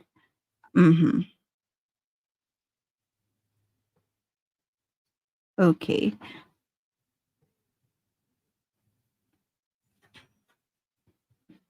Ba't wala akong maisip na holiday? I'm sorry. Okay, we'll get to that later. Mamaya. Christmas, ayan, New Year in. Pero hindi later. I'm going to get back to this. Mamaya yan. I'm going to tell you why. So next ay countries. Ayan. So in Japan, in Manila, in cities, neighborhood, in okay, so in the neighborhood, ganyan, in an enclosed space. For example, a car. Ayan. So or in a van. So we usually use in if we're using private vehicles na hindi ka masyadong makagalaw sa loob. Okay? Ayan, in the 4th of July. Ayan, so that you can use in for that case. All right? Or in that case. So, if it is a vehicle that has limited space inside, you use in. In a van, in a car. Yung hindi ka makakatayo. In a jeepney. Ayan, so you use in. All right? So, gumagamit naman tayo ng on if it is more specific. Ayan. Days. On Monday, on Tuesday, on Wednesday. Ayan. So, dates. On January 5. Ayan. Okay? So, ito kasi, halimbawa, month lang, in January. Pero kapag meron na siyang specific date, you use on. In January, on January 5. Okay? Next. Specific dates. Yan, tulad nga niyan. So, day plus part of the day.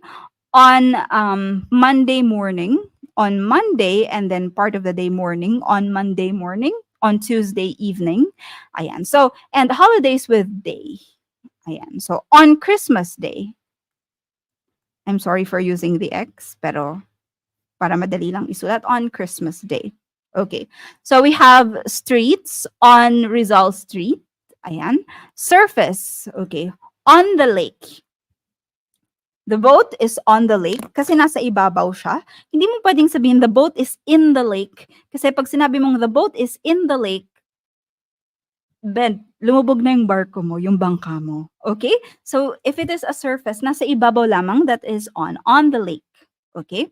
So, sailing on the ocean. Ayan. So, yan, Rizal Day, on Rizal Day. And public transport, on the train, on a bus. Because if you get on a train, di ba, pwede kang sumakay sa train at pwede kang lumakad sa loob. Okay? You can get on a bus at pwede kang lumakad sa loob. That is on. Hindi ka tulad ng car na yuyuko ka talagang ganyan. Unless baby ka pa, tapos kaya mong lumakad-lakad sa loob ng car. Uh-huh. So, that is the difference between in a vehicle and on a vehicle. Kung kaya mong tumayo dun sa vehicle, that is on. Okay? So, we also say on a motorcycle, on a bicycle. Kahit na hindi ka kahit hindi ka nakakatayo doon because hindi naman siya enclosed. Okay? So, you're just on it. You're on the bicycle, on the motorcycle. And then lastly, we have at. We use it for very specific times, such as holidays that last several days at Christmas. I'm going to explain that later. Yan. Specific time, halimbawa at 5 p.m., at 7 p.m., at 6 a.m. Specific address, ito yung may number, at 57 JP Rizal Street, at number 5, etc. Okay? Specific location, at the park, at the mall. Okay, sige, practice muna natin. Alright. Blank a bus. Sige, sagot. Uh-huh. Okay. Blank a bus. Sige, sumagot kayo. That is on a bus kasi pwede kang lumakad-lakad sa loob ng bus. Next, blank a plane. Blank a plane. Okay. Blank a plane. Uh-huh. You say on a plane. On a plane. Kasi kapag nasa plane ka, pupunta ka dun sa taas sa loob ng plane, tapos lalakad ka sa loob papunta sa iyong seat. That is on a plane. Okay, next. Blank the car. Blank the car. Okay? We say in the car. In the car. Okay, nasa loob ka, hindi ka masyadong makakagalaw. That is in the car. In a car. Okay, next. Blank June. Blank June. Months lang. Pag walang specific date, okay, lagyan nyo ng number ang mga sagot nyo. Okay. So, blank June. I will see you blank June. I will see you in June. In June. Okay? Pag walang date, that is in. How about this? I will see you blank 5 p.m. 5 p.m. Okay? Pag specific na oras, very, very, very, very specific na yan kasi may oras pa. That is what? Blank 5 p.m. That is at 5 p.m. I'll see you at 5 p.m. Next, blank the 80s. Blank the 80s. Sige, sagot. Plane. In the car. In June. At 5 p.m. Blank the 80s. So that is in the 80s. Kasi mas malaking period of time to. Okay? Next, blank the mall. Blank the mall. Sige, tingnan natin yung answer nyo sa number 7. Okay, blank the mall. Sige, 7. Anong sagot nyo dito? In, at the mall, in the mall, at. Okay, so you have two options. You can say at the mall or in the mall, but they have a different meaning. If you say, hi, bebe ko, I am in the mall, hahanapin ka lang niya sa loob ng mall. Sa loob mismo. That is in the mall. But if you say, hi girl, I'm at the mall. If you say, I'm at the mall, pwedeng nasa loob ka ng mall, pwedeng nasa labas ka ng mall, pwedeng nasa parking lot ka. You are in the vicinity of the mall.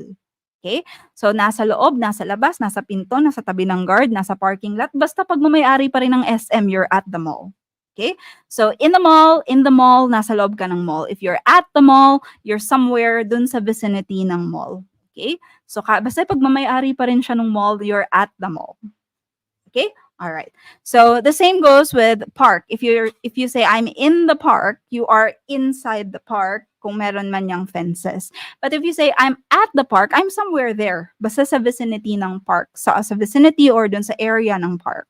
I'm at the park. You can also say I'm in the park if it's an enclosed space. Lalo na kung may fences yung park. Okay?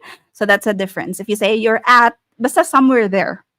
Okay, if you say you're inside and it should be closed. Okay, next. Blank 57 Rizal Street. Okay, so if there's a specific number or house number, you are blank 57 Rizal Street. You are at. Okay, you are at 57 Rizal Street. 9. Blank the internet. I found this blank the internet. I found this blank the internet. This is a means of communication at kahit anong uri ng communication you use on. I'm on the internet. I found this on the internet. He is on the phone. Okay, on the phone, on the internet, on the radio, Okay, so if it's a means of communication, that is on. Next, blank March to. Okay, hindi lang March, March to. Okay, so it's more specific than March. Okay, so if it has a specific date, that is on March 2. So you say in March, but you say on March 2. Okay. So ngayon, linawin natin yung Christmas. If you say, I will see you on Christmas. If you say, I'll see you on Christmas, that means I will see you on December 25. Sa mismong date ng December 25, on Christmas. If you say, I'll see you at Christmas, and it's not wrong, I'll see you at Christmas. It means somewhere dun sa or sometime dun sa Christmas season. So, maybe galing ako sa America, I'm going to go home on December 20th, tapos magsistay ako dyan hanggang January 2. I'll see you at Christmas. But if I say I'll see you on Christmas, I will see you on December 25, no other dates. Okay? So, you can say I'll see you at Christmas, and you can say I'll see you on Christmas. Alright? So, yun yung pagkakaiba niya. Pag sinabi mong at, that's the holiday season. Kahit alin dun sa buong holiday season na yun. Okay? And in the Philippines, that's quite long. I'll see you at Christmas dito simula September hanggang bago mag-Valentine's B. Ganun kahaba ang Christmas ng Pinas. Ibang klase. Okay. Next, we have this. Blank that rough attitude is a soft heart. Blank that rough attitude is a soft heart. Anong preposition ang pwede mong gamitin dito? Okay. Ang essence nito is that meron kang rough attitude and you have to uncover it. Kailangan tanggalin mo yung cover para makita mo na nasa kaibuturan ng puso niya ang maganda niyang kalooban. Okay? So if you need to open something before you see something that you want to see, if you need to open it, if it's hiding, what preposition are you going to use? Blank that rough attitude is a soft heart. Sa likod ng kanyang pagiging brusko, ayan, is a soft heart. Okay? With is kasama, pwede naman. Pero ang essence kasi ng sentence na to ay nagtatago. You can say behind. You can also say beneath or underneath. Underneath or beneath. Underneath or beneath. Anong pagkakaiba nila? Underneath and beneath have the same meaning, but beneath is more formal. So if you have verbal conversations, oral communication, it's better to use underneath because underneath is less formal. Mas casual, mas magagamit mo sa everyday conversation. Beneath is something that's more literary. Mas nagagamit siya sa written English. Okay? So underneath, beneath. Behind is also okay. All right, next. I have no other true friend blank you. Ikaw lang, wala nang iba. Bukod sa'yo, wala nang iba. So what preposition do we use to say bukod sa? Yes, you can say I have no other true friend but you. Pwede yon. Ano pa? Okay. No one else but you. Meron pa bang iba? Except, other than. You can also use besides, okay? Besides. Okay. So if we say besides, ibig sabihin nun ay bukod sa. But if it's beside na walang S, yun ay katabi. But if you say besides, it means bukod sa. Wala na akong ibang friend, bukod sa'yo. That is besides na may S. Okay, next. So, she went straight home, blank hearing the news. Agad-agad, pagkatapos niya marinig, umuwi siya. So, pag agad-agad, what is it? Okay, so, after hearing the news, okay, or right after, okay, upon hearing the news. So, upon is like nang marinig niya ang balita, upon hearing the news, ayan, she went straight home. That is upon. Nang, upon sending me the money, ayan, okay, etc. Next, come, let's walk blank the beach. Come, let's walk blank the beach. Okay. Sige, alalahanin natin ang ating mga preposition. Let's walk blank the beach. Okay. Okay, anong tawag doon kapag nag-H-H-H-W-W kayo doon sa gilid ng beach? At the beach? Mhm. Okay, there's something, ayan. So, better kung along. Let's walk along the beach. Ayan. Kasi if you say along, meron kayong sinusundan na path. By the beach is also possible. On the beach. Ayan. So, pero kapag along, there's a path or meron lang certain place kung saan kayo pwede maglakad along and you're following that path. Diba if you're walking along the beach, you follow the path. Kung nasaan yung buhangin, dun kayo sumusunod. So, we walk along the path, along the beach. Ayan. So, by the beach ay malapit dun sa beach. Nasa my beach, by the beach. Okay. If you say on the beach, okay lang din yun kahit saan dun sa surface ng beach. Okay? Next. Can I pay blank credit card? Can I pay blank credit card? Can I pay okay. If you say around, sa around kasi is palibot and you usually cannot walk around the beach because hindi mo siya maiikot. Because a beach is quite huge. So it's better kung along kasi isang side lang niya ang pwede nating lakaran. Okay? Can I pay through credit card? Uh-huh. Okay. All right. You can also say with and by. Okay. So ginagamit natin ang by sa payment methods. By credit card. Can I pay by cash? Can I pay by credit card? Can I pay by debit card? Can I pay by money transfer? Okay, so by. But can I pay blank dollars? Okay. Can I pay blank dollars? Okay. Can I pay blank dollars? Pwede bang dollars ang ibayad ko? Can I pay blank peso, dollar, yen? Kapag denomination or anong uri ng pera, that is in. Can I pay in dollars? Ayan. Okay. So ito ay yung mode of payment, by credit card, by debit card, by cash. But if you say in dollars, ayan, so kung anong currency at kung anong klase. Can I pay in coins? Can I pay in bills? Ayan. All right. So yun yung kanyang difference. Next. We have conjunctions or pangatnig. Okay. So the purpose of conjunctions is to link sentences, clauses, phrases. Ayan. So nililink niya yung sentence or clauses for you to have a smooth transition when you are speaking or when you're writing something. So yun ang purpose ng conjunctions, for a smooth transition. And we have three kinds of conjunction. We have coordinating, correlative, and subordinating.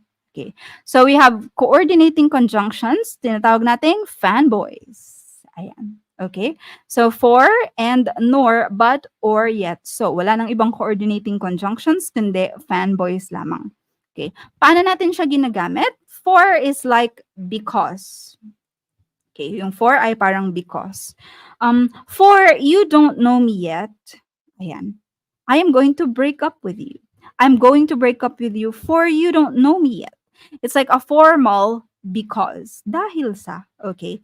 And dapat equal. Ayan. So, I'm going to take a bath and I'm going to read a book. Ayan. Nor. Ayan. So, should be negative. Ayan. But is also negative.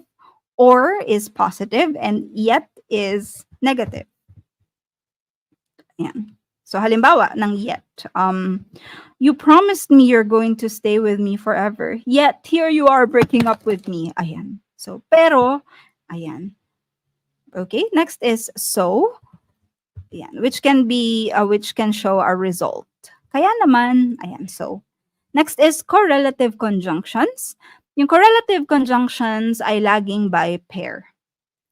So, if the sentence uses a correlative conjunction pero hindi niya pinag-partner, kulang ng isa, mali yung sentence. So, if it's an error correction question, tapos halimbawa, either tapos walang or, mali yun. Pag may neither tapos walang nor, mali yun. Kapag may both, pwede namang walang and. Pero, it's a different kind. It's not correlative. Okay? So, both of you, pwede yun. Pero kapag halimbawa, both sandwich, tapos wala ng and, mali yun. Okay? So, as so, whether, or. So, dapat palagi siyang magka-partner. Pag kulang ng isa, mali yung sentence. Okay? Correlative conjunctions. So we have subordinating conjunctions. This is what I call the others. Ayan. So kung hindi siya magka-partner at hindi fanboys and it's used as a transition signal, that is a subordinating conjunction. Ayan. So it shows halimbawa negation. Ayan. So even though, even if, ayan. So rather than, since, so. So yan yung ginagamit mo para maging smooth. However, ayan, after, ayan, although, etc. So let's try to practice them. Blank, you take a bath now. Blank, I will turn the Wi-Fi off. So ginagamit natin to kapag nagbibigay tayo ng kondisyon. Anong gusto mo? Palo o tulog? Sabi ng nanay mo nung bata ka pa. Matutulog ka o papaluin kita? Mhm. So how do you say that in English? Ganito or ganito? Blank, you take a bath now? Liligo ka o papatayin ko yung Wi-Fi? So what conjunctions are you going to use? That's either or. Either you take a bath now or I will turn the Wi-Fi off. So meron kang dalawang options. Okay, anong gusto mo? Maliligo ka o papatayan kita ng internet? Next. I like blank strawberries and blueberries. O sige, iba-iba ng sagot dito. If you like strawberries and you like blueberries, you can say what? Okay, if you like strawberries and you like blueberries, ang gagamitin mo ay, I like both strawberries and blueberries. Okay, pag kahit alin, I like either strawberries or blueberries. Pero pag ayaw mo sila parehas, ayaw mo ng strawberry, ayaw mo ng blueberry. Okay, gusto mo mango.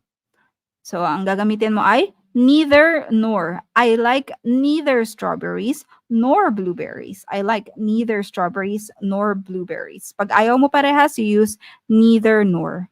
Ano bang tamang pronunciation nito? Neither, either, or neither, either. Both are correct, but I suggest na kung American English ang ginagamit mo, American pronunciation, you use neither, either. Pero kung British, yan, your UK English yung ginagamit mo, you use either, neither. So, para lang, buo siya. Kasi pag halimbawa, American English ka, tapos neither, either ka, so parang medyo inconsistent. So, just follow whatever accent you're using or whatever kind of English you're using. Okay? So, next. You left me blank. Here you are asking for another chance. Okay? So what conjunctions can you use? Iniwan mo ako, pero eto ka, nagmamakaawang bigyan na naman kita ng chance. Eto naman ako, marupok. Ayan, binibigyan ka na naman ng chance kahit pa ulit-ulit mo na akong niloloko. Okay? So, yet. You left me, yet here you are. Pero eto ka. Eto ka na naman. Okay? So, yet. Alright. Pwede ring but. Okay? You left me, but here you are. And don't use and. Okay, kasi these are contrasting ideas. Okay, so yet or but. Next. The concert was canceled, blank, I used my money for something else. The concert was canceled, blank, I used my money for something else. There's a reason and there's a result. So, blank. Okay, so answer is so. All right, kaya naman, if you're saying kaya naman, your answer is so. Next, the animals went out of their dens, blank, the winter was over. Conjunctions lang. Okay. So, kung coordinating conjunctions lang ang inyong options, what would you put here? The animals went out of their dens, blank, the winter was over. Coordinating lang ang choices nyo. Fanboys. So which one would you use for this one? So for and nor, but, or yet so. You use for. Ayan. Kasi tapos na yung winter, kaya lumabas na sila sa kanilang mga lungga. So for means because. Because the winter was over, they went out of their dens. Okay? You're a true friend. Blank, I love you. You're a true friend. Blank, I love you. You're a true friend. Blank, I love you. Okay? So what's your answer for number 6? You're a true friend. Tunay kang kaibigan talaga. You can say, so I love you. Dahil totoo kang kaibigan, kaya mahal kita. Okay? You're a true friend, so I love you. You can also say you're a true friend and I love you. Okay? Wag lang tayong gagamit ng yet at but kasi hindi naman contrasting or hindi magkaiba ang idea. So you can use and or so. Okay? Next. So these are interjections. Madali lang naman siya. So kahit ano that shows emotions. So sa interjections, mas mahalaga ang emotions kesa meaning. Emotions over meaning. Okay. And emotions are grammatically independent. Ibig sabihin, interjections are grammatically independent or yung pandamdam. Ibig sabihin, pwede mong tanggalin ang interjection sa sentence na hindi naapektuhan yung meaning. Okay. But the common misconception is that interjections should end in exclamation points. Hindi yun totoo. Okay? So, interjection ay kahit ano that shows emotion. Tulad ng, 'di ba? If you say, you're like confused. 'Di ba? O kaya naman, oh, oh. O ends with a period. It shows disappointment. So, hindi po lahat ng interjections ay dapat nagtatapos sa exclamation point. There are interjections that have lower feelings such as sadness and disappointment and they can end in periods. Okay? Pwede ring question mark. Really? Talaga? Uy, totoo? Ayan. Malamang. Okay. So, these are interjections. So, yun lang naman ang kailangan yung tandaan. The interjections, they don't always end in exclamation point. Kahit ano that shows feelings at pwede mo naman tanggalin dun sa sentence, they are interjections. Okay? So one more thing is that when you write this, oh, it's over. It's preferable, na kapag gumamit ka na ng exclamation point sa una ng interjection, ang susunod mo ay period. Okay? So, hindi puro exclamation point. Oh, it's over! Ay, napaka-OA. So, we use an exclamation point for the interjection part and then the next part of it or the next sentence ends in a period. Okay? So, yan yung interjections. Okay? All right. So, yan yung ating mga parts of speech. Ngayon, because you have determined the parts of speech, it's a stepping stone for you to find out what the errors in a sentence are. Okay, so try natin. I want this so bad. What's the error and what would you do with it? So, paano nyo babaguhin ang sentence na to? I want this so bad. Okay, sagot. I want this so bad. So, what's the error? Anong mali? I want this so bad. So, dapat ay badly. Okay. Kasi ang want, ang kanyang dinedescribe, gaano mo kagusto. So, dapat ang gagamitin mo ay adjective. Mali yung gumagamit tayo ng, dapat ay adverb. Bawal yung gumagamit tayo ng adjective. Next, Carl is the worst between them. Carl is the worst between them. Okay. So, what's wrong? Carl is the worst between them. Carl is the worst between them. Okay. You can change any of these words with something else. Okay. So you can say Carl is the worst between them. Pwede rin naman na Carl is the worst among them. So pwedeng worst between, worst between or worst among. Okay, parehas yung tama. Nawala na yung aking PowerPoint. Hold on. Okay, here we go. All right, next. I did wanted that dress. I did wanted that dress. Okay. I did wanted that dress. Okay, I did wanted that dress. Okay, I did wanted that dress. Okay. I did wanted that dress. Sa Silent Hill dati yung movie, sabi ng bata, I don't did that, mommy. Okay. So, pwedeng I wanted that dress, tanggalin to. Tanggalin natin yung did. I wanted that dress. Or, if you still want the emphasis, you can say, I did want that dress. I did want that dress. Ginusto ko naman talaga yung dress na yun. Gusto ko talaga siya. I did want it. Pwede yun. Or, I wanted. Tatanggalin natin yung did. Okay? Next. I have cute 3 kittens. I have cute 3 kittens. So what's wrong with it? Okay. I have cute 3 kittens. All right. So what should we do with this one? I have cute 3 kittens. All right. I have 3 cute kittens. Kasi dapat mauuna yung number bago opinion. So, baliktad. Okay? I have 3 cute kittens. Next. Its fins are working good. Its fins are working good. Mhm. So, anong babaguhin nyo dito? Its fins are working good. Uh-huh. Its fins are working good. Uh-huh. Mm-hmm. Okay. Its fins are working good. So, it should be its kasi pag possession, dapat walang apostrophe.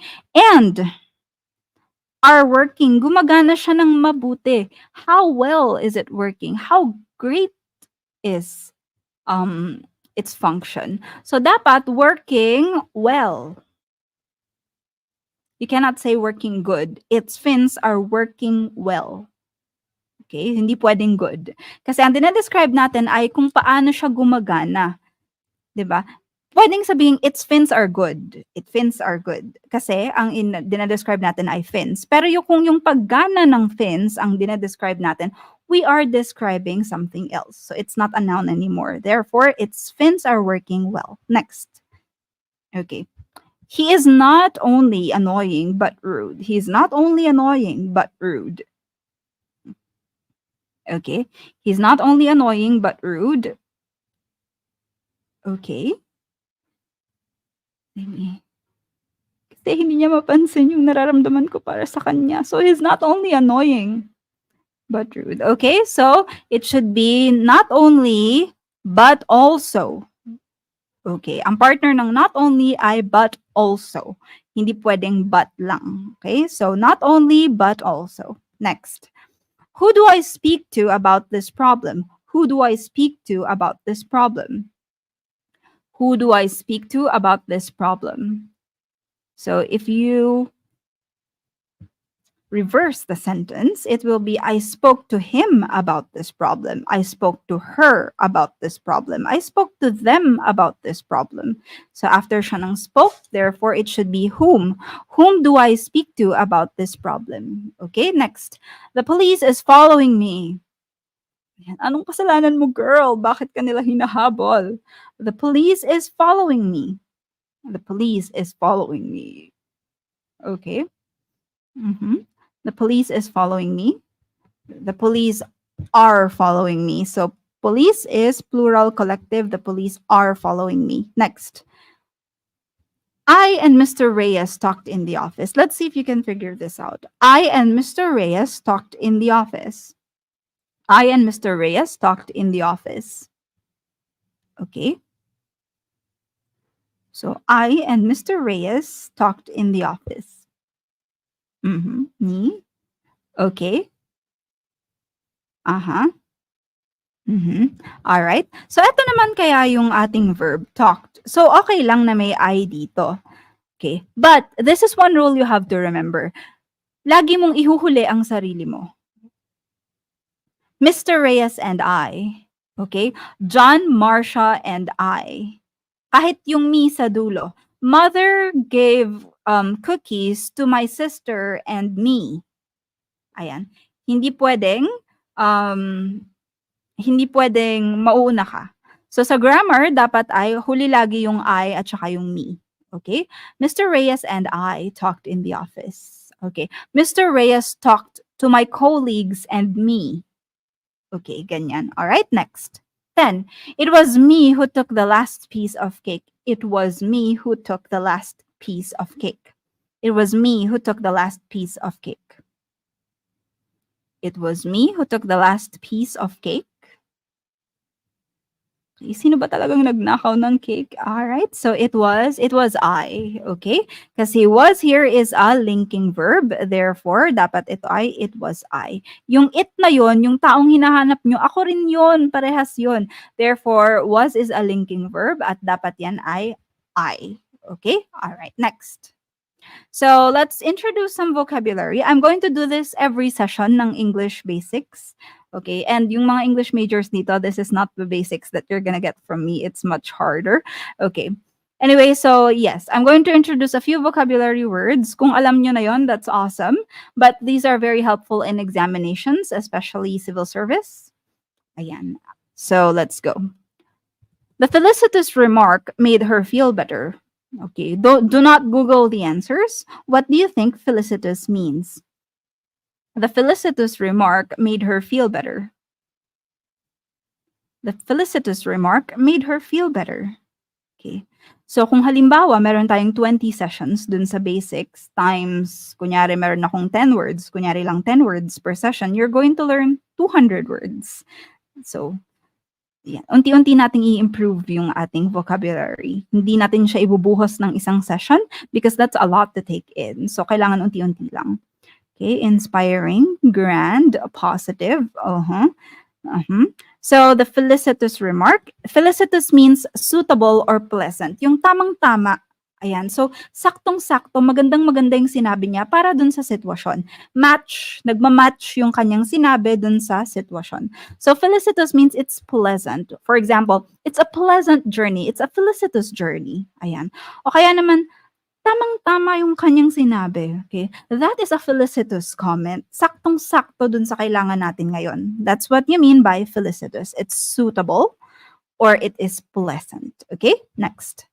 The teenager was chastised for sneaking out in the middle of the night. Kayo ba to yung tumataka sa madaling araw para makipagkita sa jowa?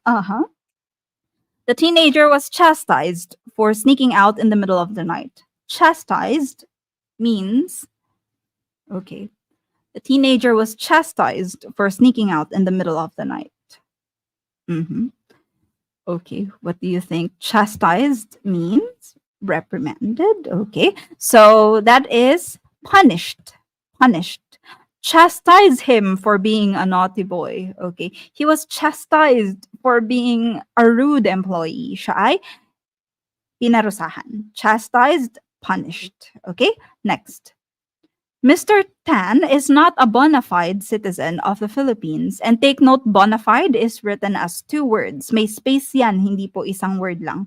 Bona fide. Bona, space fide. Bona fide.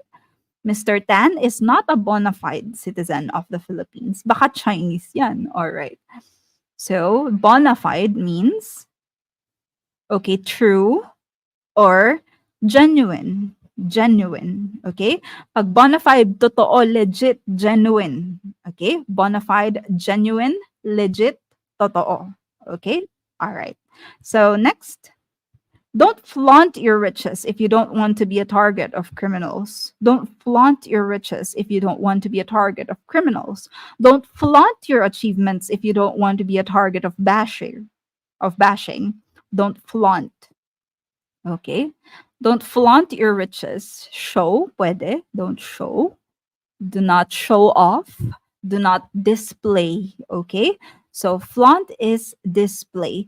And kapag sinabi mong flaunt, it has a meaning na parang gusto mong ipagyabang siya. Okay? You're trying to show off.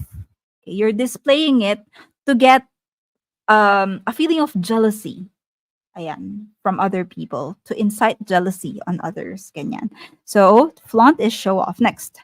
I admire our eldest sister for her altruism. I admire you for your altruism. Okay. So, if a person is altruistic, so if she is showing altruism, what does it mean? I admire our eldest sister for her altruism. Okay, altruism. Okay. Pag panganay ba, ano yan? Anong klaseng characteristic meron sila? I admire our eldest sister. Ayan. Pag mga panganay, ganito, yung kakasahod mo lang, wala ka na natira. Okay? So, altruism means unselfishness or selflessness. Kapag altruistic ka, if you are showing altruism, hindi mo iniisip yung sarili mo, mas iniisip mo yung ibang tao. Yung bigay ka ng bigay, hanggang kahit maubos ka na, bibigay mo pa rin ang lahat sa kanya. Huy! Okay, are you an altruistic lover? Ayan, are you showing altruism to your partner? Ayan, ganyan ba kayo? Yung bigay ka ng bigay na hindi mo na naiisip yung sarili mo? Ayan, ganyan.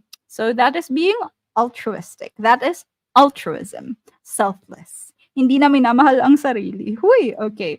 Next. All right. A deranged man with a gun entered the mall and shot random people. So, a deranged man with a gun entered the mall and shot random people. A deranged man. Ayan, breadwinner feels. Yan, you're showing altruism. Okay? A deranged man with a gun entered the mall and shot random people. Okay.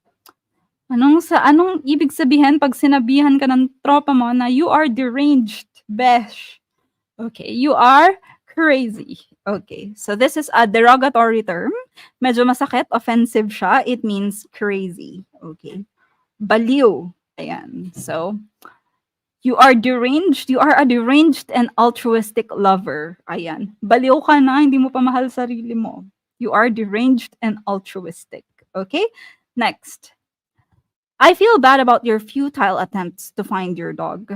Okay? Because you are deranged and altruistic. Your attempts to love your attempts to get love from your better half is futile. Ayan.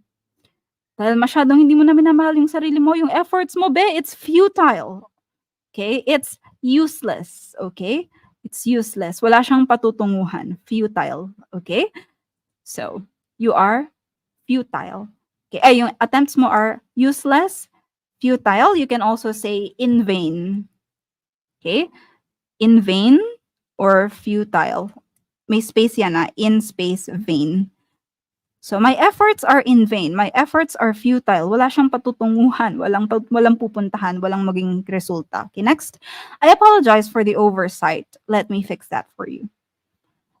I apologize for the oversight. Let me fix that for you. Oversight is what?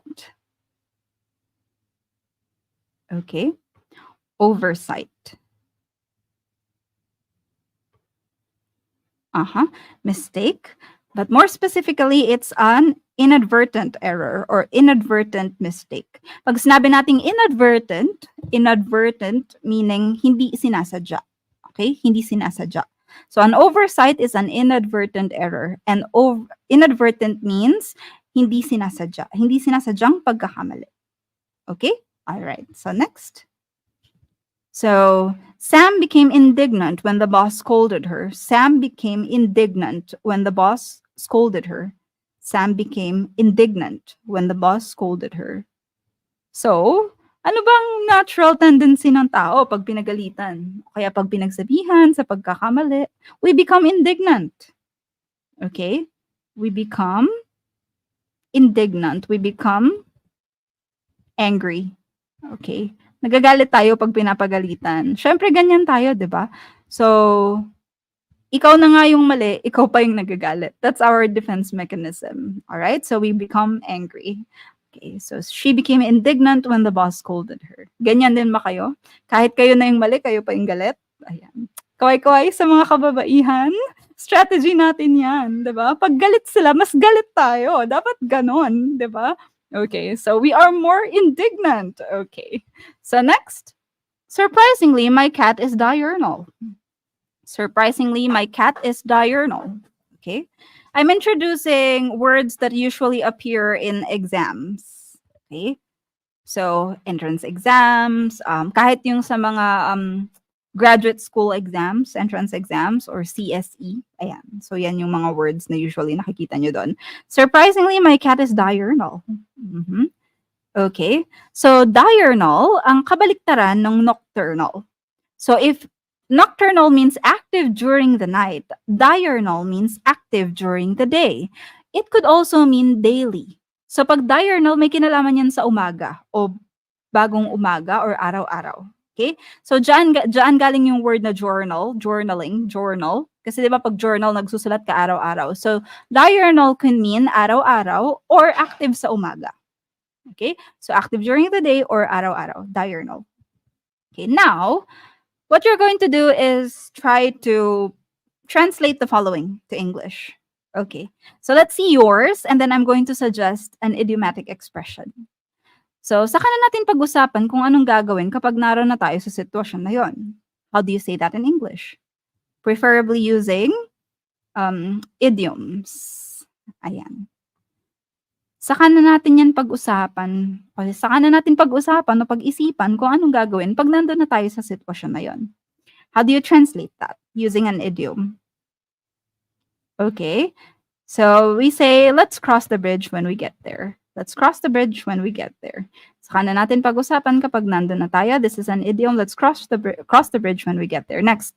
Sinusubukan muna namin ngayon. Lalo na if we are referring to a business. Ayan. Bago ka magbigay ng sobrang daming pera dun sa isang business, try muna natin ng konti. So what idiom can you use for subukan mo muna ng konti bago mo ibigay lahat? Ayan.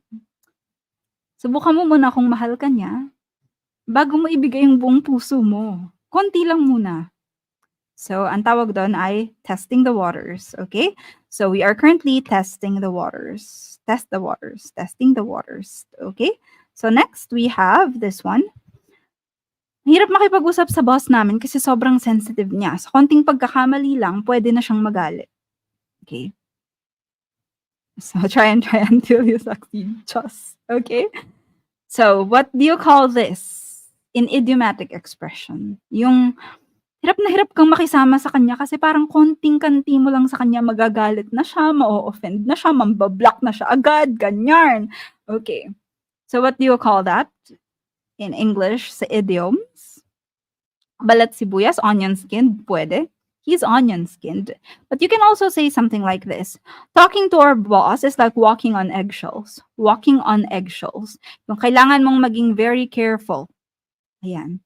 It's like walking on eggshells. A relationship with you is like walking on eggshells. Para ako naglalakad sa eggshells. Parang kailangan sobrang ingat ko kasi masasaktan ka kagad. Ayan. Sabi ko naman sa'yo, wala lang yun. Okay. Huy. Alright. Is a relationship with you like walking on eggshells? Okay. So, next. Maraming sira ang nabiling second-hand na kotse ni Mochi. Okay. When you write second-hand, which means pre-loved or used, you need a hyphen or pwede namang ganito. Second-hand. Pwedeng one word o kaya may hyphen. Hindi pwedeng two word kasi pag pinaghiwalay mo yan, pag ginawa mong second, tapos may space, hand, ang ibig sabihin nito ay yung second hand sa relo, sa orasan. Yun yung ibig sabihin ng may space. Kaya hindi po yan pwedeng may space. Ang choice nyo lang ay one word o kaya hyphenated. Alright, anyway. So what idiom can you use? Alright. Balat sibuyas pa rin, yung kotse. So you say, the second-hand car that Mochi bought is a lemon. It's a lemon. Pag sinabi mong a lemon, maraming sira. The car is a lemon. The microwave is a lemon. Okay, the TV that you bought is a lemon. Okay, marami nang ayusin. Masyado na siyang sira. Yung condition niya pangit na. Maraming kailangan ipaayos. A lemon. Okay, this is especially used in second-hand or pre-loved items. Next. Oh, bakit hindi ka makapagsalita? Pipi ka ba? Ayan. Lalo na kapag na-booking ang isang tao. Ayan. Tapos hindi na siya makapagsalita. So, what's an idiom that we can use? Oh, pipi ka ba? Napipi ka na, no? Ayan. Nasa yung dila mo ngayon? Ayan. So, how do you say this in English? We say, oh, what's the matter? Cat got your tongue? What's the matter? Cat got your tongue? Cat got your tongue? Pag sinabi mong cat got your tongue, o nakagat ba ng pusa yung dila mo? Ayan. Baby time. Okay. So, Johar. Ayan. So, cat got your tongue means nakagat ba ng pusa yung dila mo? Napipi ka na ba? Ba't di ka makapagsalita? Cat got your tongue. Next. Hindi na okay sa akin yung ginagawa mo. You don't need to translate that. How do you translate? Hanggang dito na lang yan. Hindi na ako papayag na maulit pa. Hanggang dito na lang. Dito na lang yan. Bawal na maulit. Okay? What's the matter? Cat got your tongue? Okay. So, dito na lang, pinuputol ko na yung mga masasamang ginagawa mo sa akin. Di na ako papayag. Okay? Alright. She was too stunned to speak. Pwede naman. Okay. Cat got your tongue. Alright. You can say, I'm drawing the line here. Hanggang dito na lang. I'm drawing the line here. I'm putting a barrier between us. Okay. So, hindi na ako papayag na samantalahin mo pa ako. I am drawing the line. Pag cutting ties naman, I am cutting ties is yung ina-unfriend mo na siya, ina-unfamily, ina-unmother, ina-unsister, ganyan. So, your cutting ties means pinuputol mo na yung relasyon mo sa kanya. Okay? So, especially with family members. I'm cutting ties with you. Hindi ko na tinatanggap na kapamilya kita. Pag may nagtanong, hindi kita kilala. Ganon. Cutting ties. But if you say, I'm drawing the line here, I'm putting limits. Ayan. So, yes, I'm setting limits dun sa pwede mong gawin sa akin. Okay? All right. So far, I think that's what I can share with you about parts of speech. And the topics are going to get more complicated as we go along. We are just looking back, and these sessions are in these topics para ma-recall lang natin, because a strong foundation on the parts of speech will enable you to understand more complex topics in English. Ayan. So, kaya kailangan po talaga natin siya. Sana ay may naalala kayo at may natutunan dun sa session natin ngayong gabi, especially non-English majors. Master this topic really well, because madami pa kayong pagdadaanan na may kinalaman sa mga topics na diniscuss ngayong gabi. Okay? And I'm going to introduce more vocabulary next time, and I hope you enjoy the rest of the evening. Thank you so much. Bye-bye.